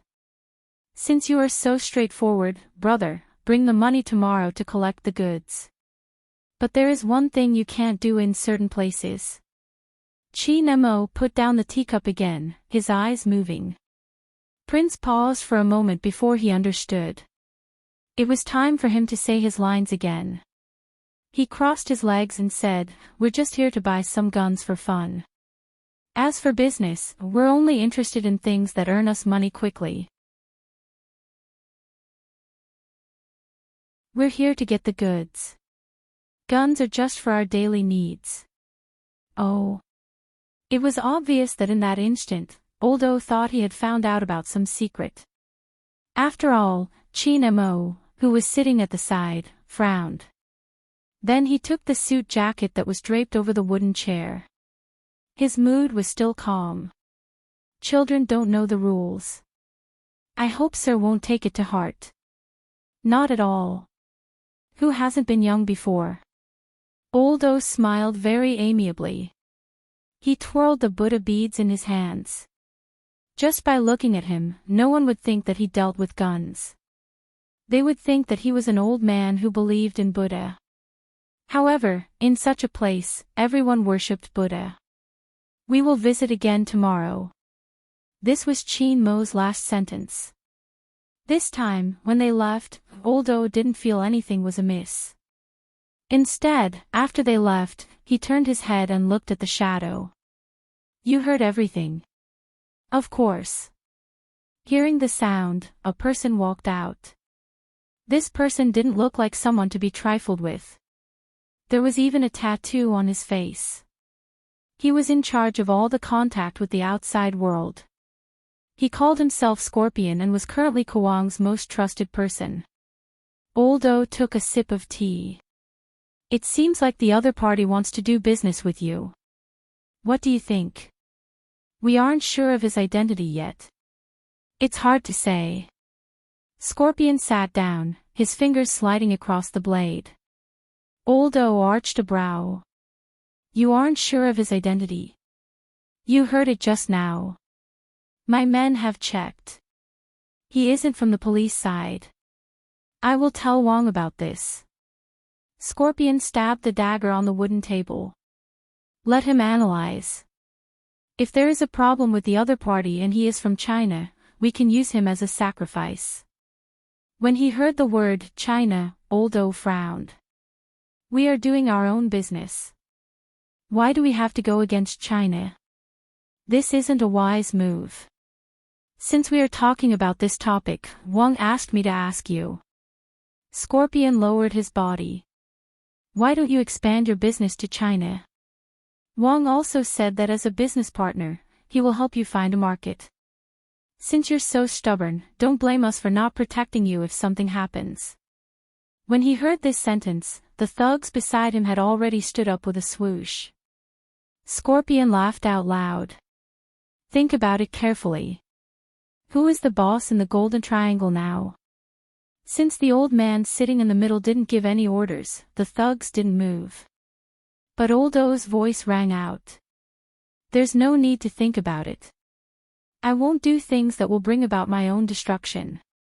Moreover, you seem to have forgotten that I have Chinese blood in me. Scorpion narrowed his eyes and leaned back. I'm just joking. It's up to you if you don't want to expand your business.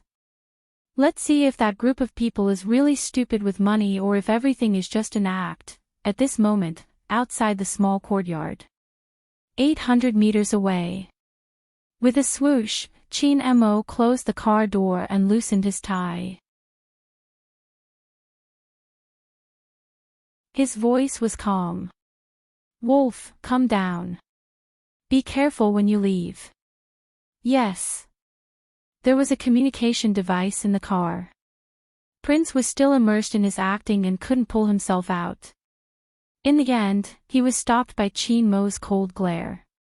Boss, do you think this Old O will sell the guns to China? Prince's worry wasn't without reason. Qin Mo threw his tie away. He dares. He released his aura completely, shocking everyone. You're tuning into the LoveLore Library YouTube channel. We're so grateful for your support, and don't forget to subscribe to join us on this incredible journey through captivating stories. Your generosity through donations truly makes a world of difference, as it's the primary source of revenue that allows me to expand and enhance this channel for you. Thank you from the bottom of my heart for being a part of this adventure.